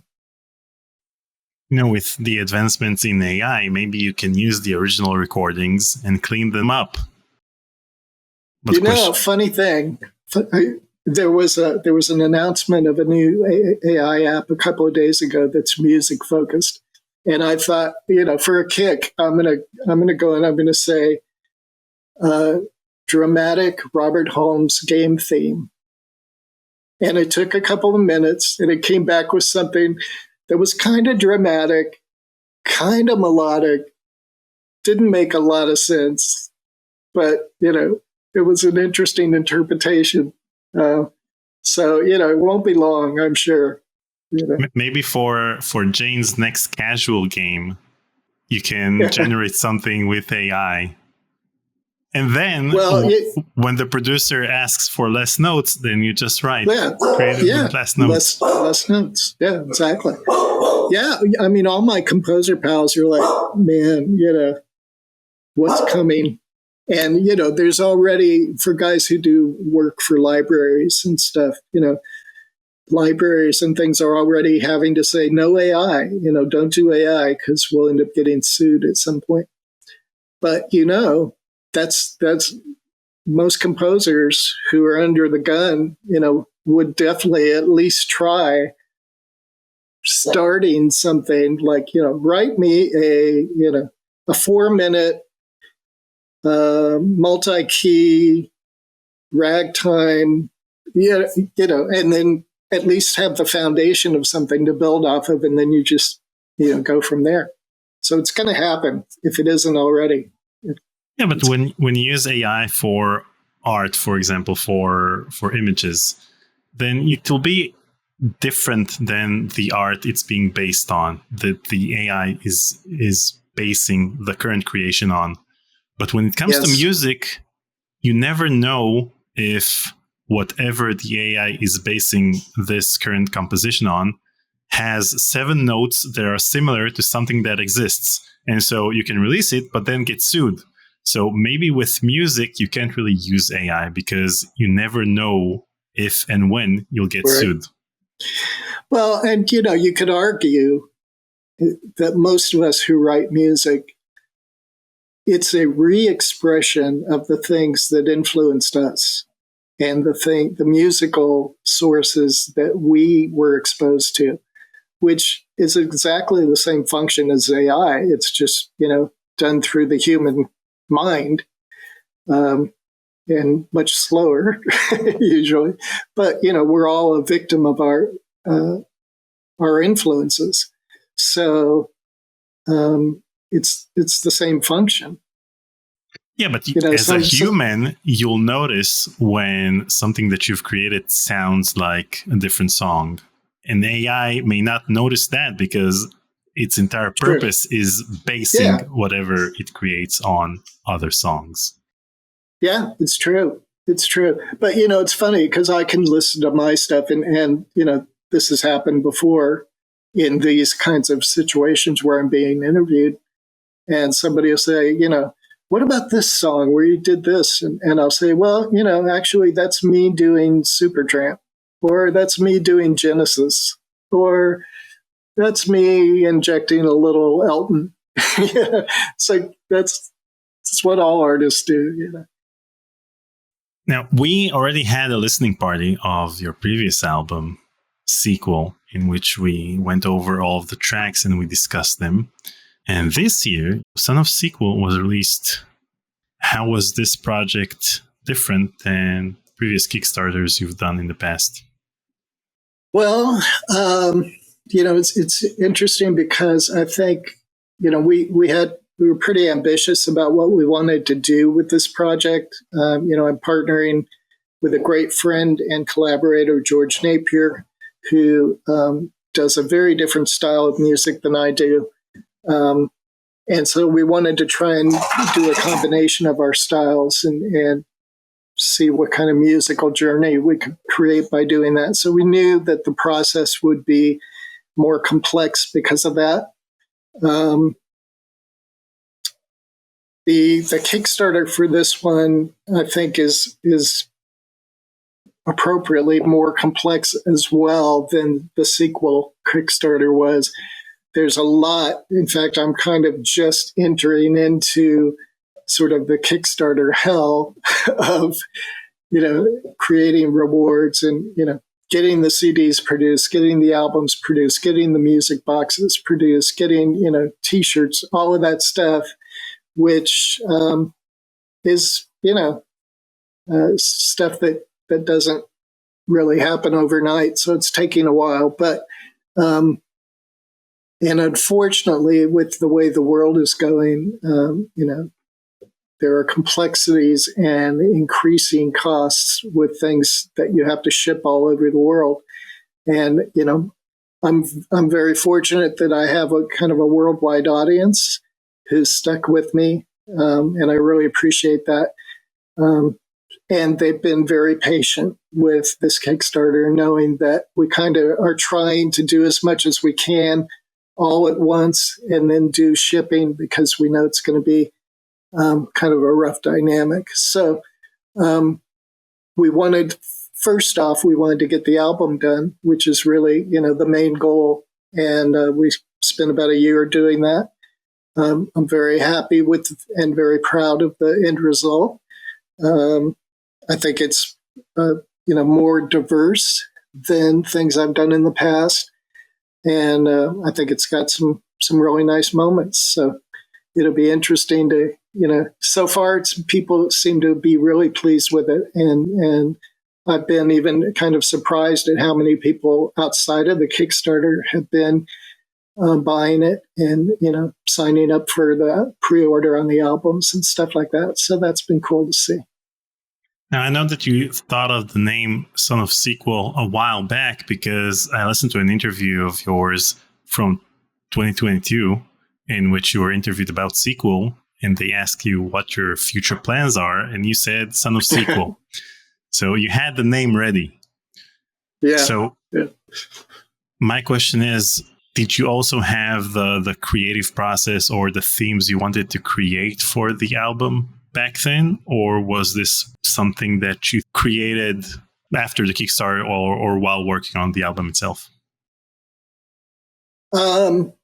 Well, the idea for the title was really an homage to Harry Nilsson and his Schmilsson and Son of Schmilsson albums, and kind of, leaning into that old horror genre approach. So I knew, that seemed like a fun thing to do.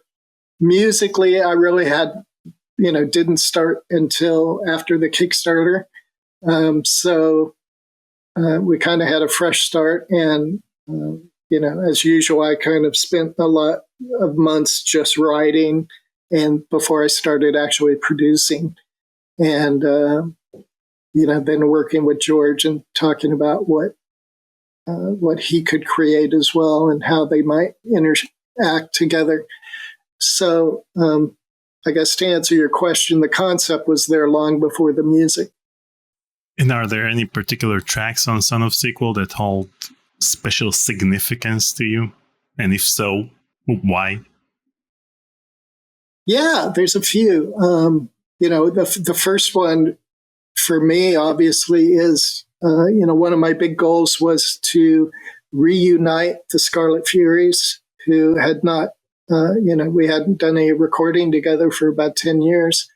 So we wanted to find the appropriate song for that and get everybody involved and, sort of digitally working through the ether, work on this recording together. And I think, I'm really happy with the way it came out. And it was great to work with Raleigh again on something like that and all the guys. That one holds some special meaning. Let's listen to a few tracks, and I'll share my favorite tracks on Son of Sequel. Cool.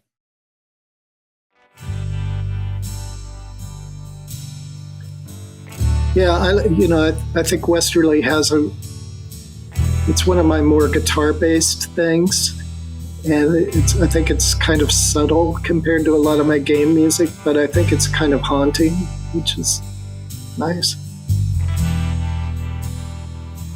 It fits a Gabriel Knight flashback of his great-great-grandfather from the Wild West.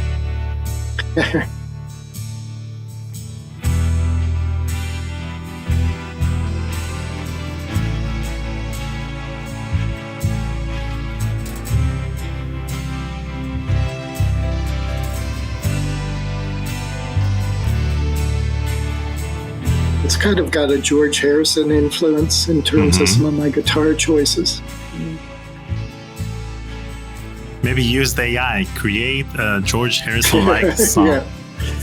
If Robert Holmes was doing George Harrison.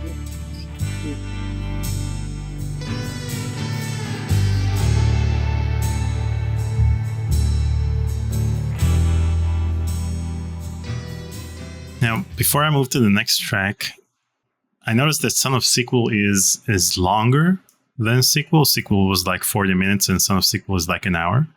And it also has quite a few interludes. Were these interludes added as a way to transition between one style to the other? Or did they serve as an intro to the following song? Why did you feel the need to add interludes in this album? Yeah, I think in fact, the vinyl version of Son of Sequel will be a double album because of the size. I think that's part of how we decided to meld George's work and my work. We wanted to have, kind of some of the heavy lifting done by my songs, and then have some of George's pieces used as bridges or transitions into another area of the album. So, you kind of notice the album sort of starts off really strong, and then it gets a little darker and a little more mellow, and then it starts to build again, and it culminates a little more powerfully. So his pieces are sort of used as bridges and transitions between some of those changes. So he worked on tracks like An Ocean Between and Found. Correct. And Falling Quietly. Yep. So basically the shorter tracks. Yes. So, most of those, again, the approach was, if you think about, conceptual albums like Dark Side of the Moon, where you have sort of these major statements in certain songs, and then you'll have sort of more sound effects or transitions that are not melodically based, but are meant to sort of move the listener forward. And I think that's what we were trying to achieve. Now, one of the things I wonder about when I'm talking to composers and musicians is, as a game developer, you know what your definition of done is. You need a story for the game. The gameplay has to be there. The main menu has to be there, and you need a big box. If it were the 90s, you need a big box, or you need to release it on Steam. But when it comes to an album, you can release a 40-minute album or 1 hour or a double album. So when do you know that the album is ready and complete in its current form and current order of songs? Yeah, that's a challenging part of the process. With most of my albums, and this is, I think, my 7th or 8th, you get to a point where you feel like, okay, I've kind of got the musical bases covered of what I want this album to be about. And now I need to figure out the sequence of those. And then I need to, sort of step back and take a critical eye and make sure that everything that's there deserves to be there. And there are times where there's something that you've spent a lot of time on, but when you listen to the whole album, it just doesn't quite fit, or it's just not quite strong enough. So you have to be willing to let stuff go too. But it's an interesting part of the process, because I think that part of the process is where an album, when we talk about albums, most listeners now don't experience things that way. Unfortunately, I think there's a lot of value from a composer's point of view to have people experience music in the sequence that you've created it. So for me, that's a big part of where an album gains its personality or its soul. There's a certain sort of mystical thing that happens when you put music in certain order, and you can change that and it becomes something else. It may be just as valid, but it's different.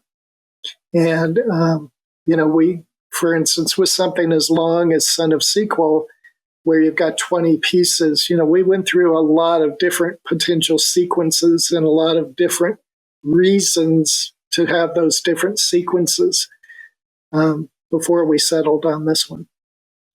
So you tried various sequences of the 20 tracks, or sequences that included other tracks as well that were removed in subsequent sequences? Sort of both. We knew ideally that we wanted to end up at about 20.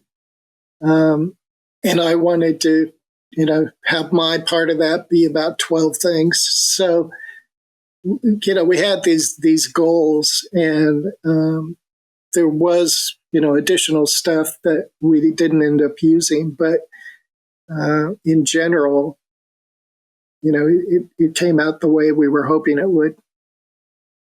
And how does it work when you're using different styles, different genres? For example, Westerly is a different genre than other tracks on the album. So how do you consider it part of the album when it sounds so different from other tracks on the album?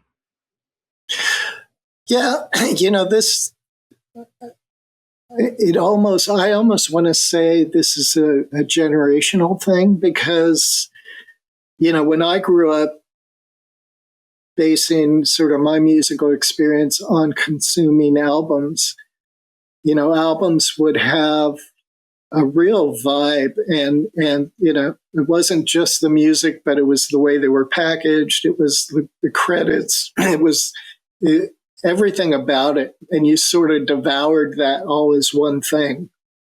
And I think that with these projects, I'm trying to, as much as I can, sort of motivate people to experience them this way for the same reason. Because I think if you go back and you look at great albums in history, everything from the Beatles through, any kind of really successful albums throughout the 60s and the 70s and the 80s, those albums have very different musical touch points that may or may not be the same genre. They may be, for instance, I'll use, Yellow Brick Road from Elton John. That's a double album that has probably 10 different genres in it, at least. And that's part of what makes it a rich listening experience. It's not all just the same 4-bar rock and roll song. It's not all just country western.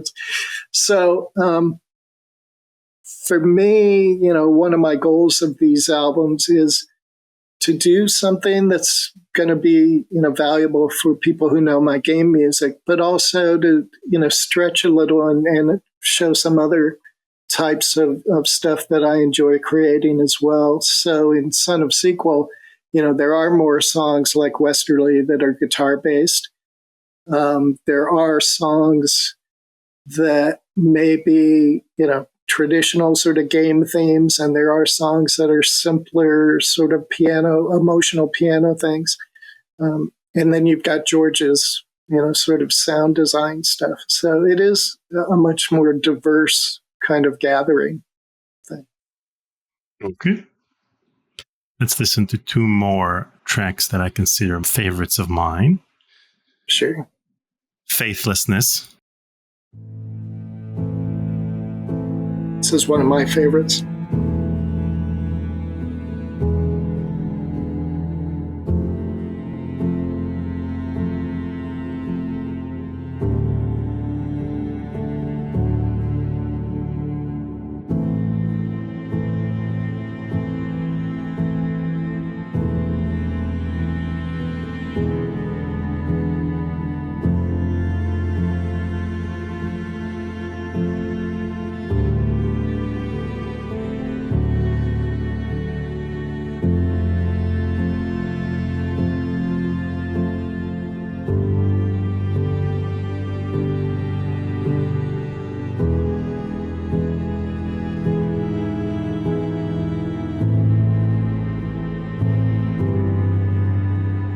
Promise me that if there ever is a GK4, you'll use this track in that soundtrack.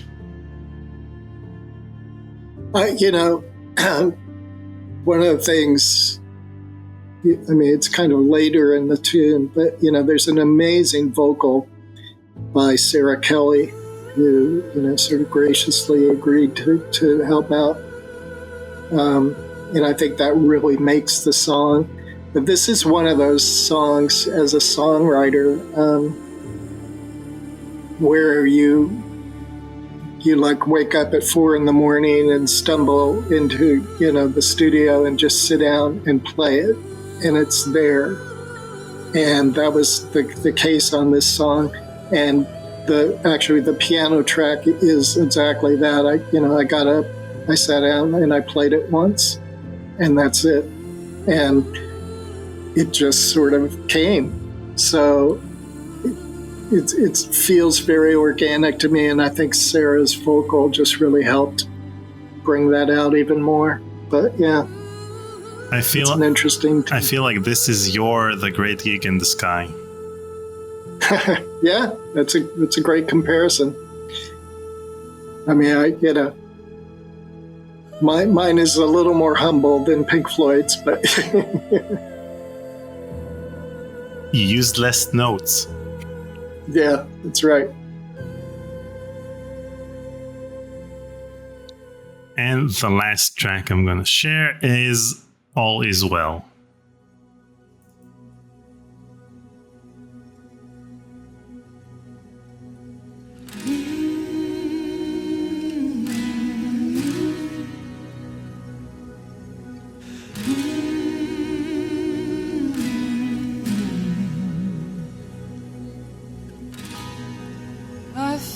into the dark.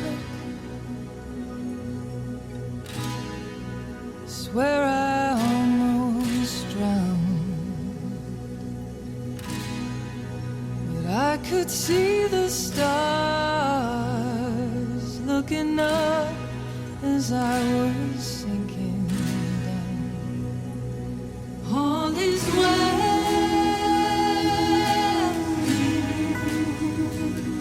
All is well.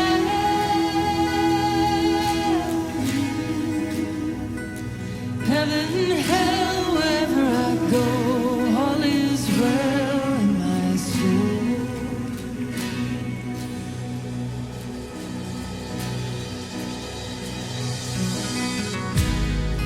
I've landed in the light. My eyes can finally see the darkness in my mind. No, they say that sequels suck, but sequel and its sequel, Son of Sequel, are both magnificent, and hopefully you'll be able to create sequel's grandson or sequel's stepson or prequel. Thank you. Well, prequel would be prequel, yeah, the influences. That's actually come up. Yeah, that's actually come up as an idea. But yeah, thank you. I appreciate that. They've been fun to do. So do you remember working on all of these tracks? Can you date each song? Absolutely. To which season? Yeah, they each sort of take over for a while. I tend to just work on one at a time. And it's funny because I just went in the other day to clean up my desktop in the studio, and you look at files and it's like Westerly 154 or all is well 300. There's just so much. You just live with them so long as they emerge. So it's really so rewarding to spend that kind of time on these and then sort of see them get out there and have a life of their own. So after you're done with a track, you never go back to it until the album is released, just to make sure that you don't mess it up or something? Oh, yeah. There's an interesting process. I mean, I live with a song while I'm writing it, and then I produce it in terms of, developing the orchestration or playing all the parts. And then I spend probably a few weeks mixing it. And then after I mix it, it goes to mastering, and I have to listen to it to make sure it's been mastered the way we want it. So, it's a very long relationship that you have with each song, sort of going through that process. And then, after a while, you get to go back and hear them anew. And it's always been kind of a test for me. It's like, if I can still feel like I'm glad to hear, one of these, then it's probably okay. Probably came out the way it should have. There are certain things that, I won't enjoy hearing again. But in both of these albums, I'm pretty happy with everything. And it's interesting that you number all of the versions of the song that you've created, because usually, for example, with graphic designers, they just add the word final at the end. So it would be Westerly Final, and then you'd have Westerly Final or Final Ultimate. And well, you know what they say, save and save often.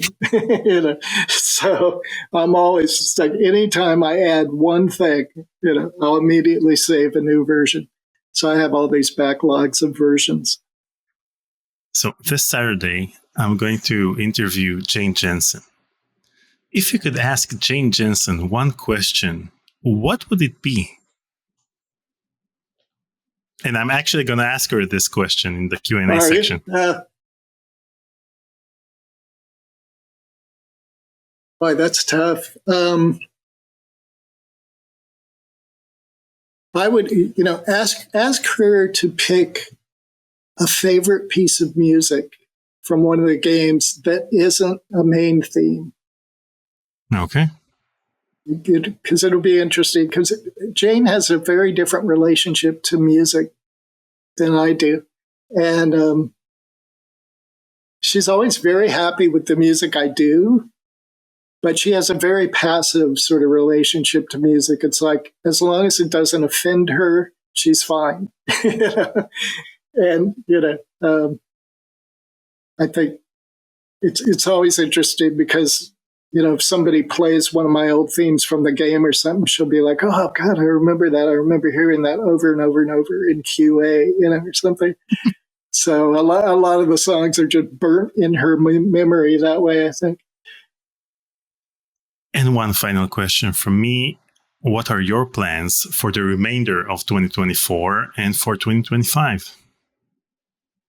Well, as I mentioned, I'm doing a lot of focus on getting the Kickstarter completed in terms of all of the rewards we're doing for everybody. And that's going to take a few more months. I've started the reorchestration of the GK2 opera, which is part of what we committed to in the Kickstarter. So we've taken and isolated the original vocals, and I'm now working on building new orchestral tracks around those vocals, which will then lay into the video. So that'll also take me a few months. So, between those two things, that's probably going to fill the rest of my year up. And then, I hope after that, I'm already, getting some ideas of some other things I want to do musically.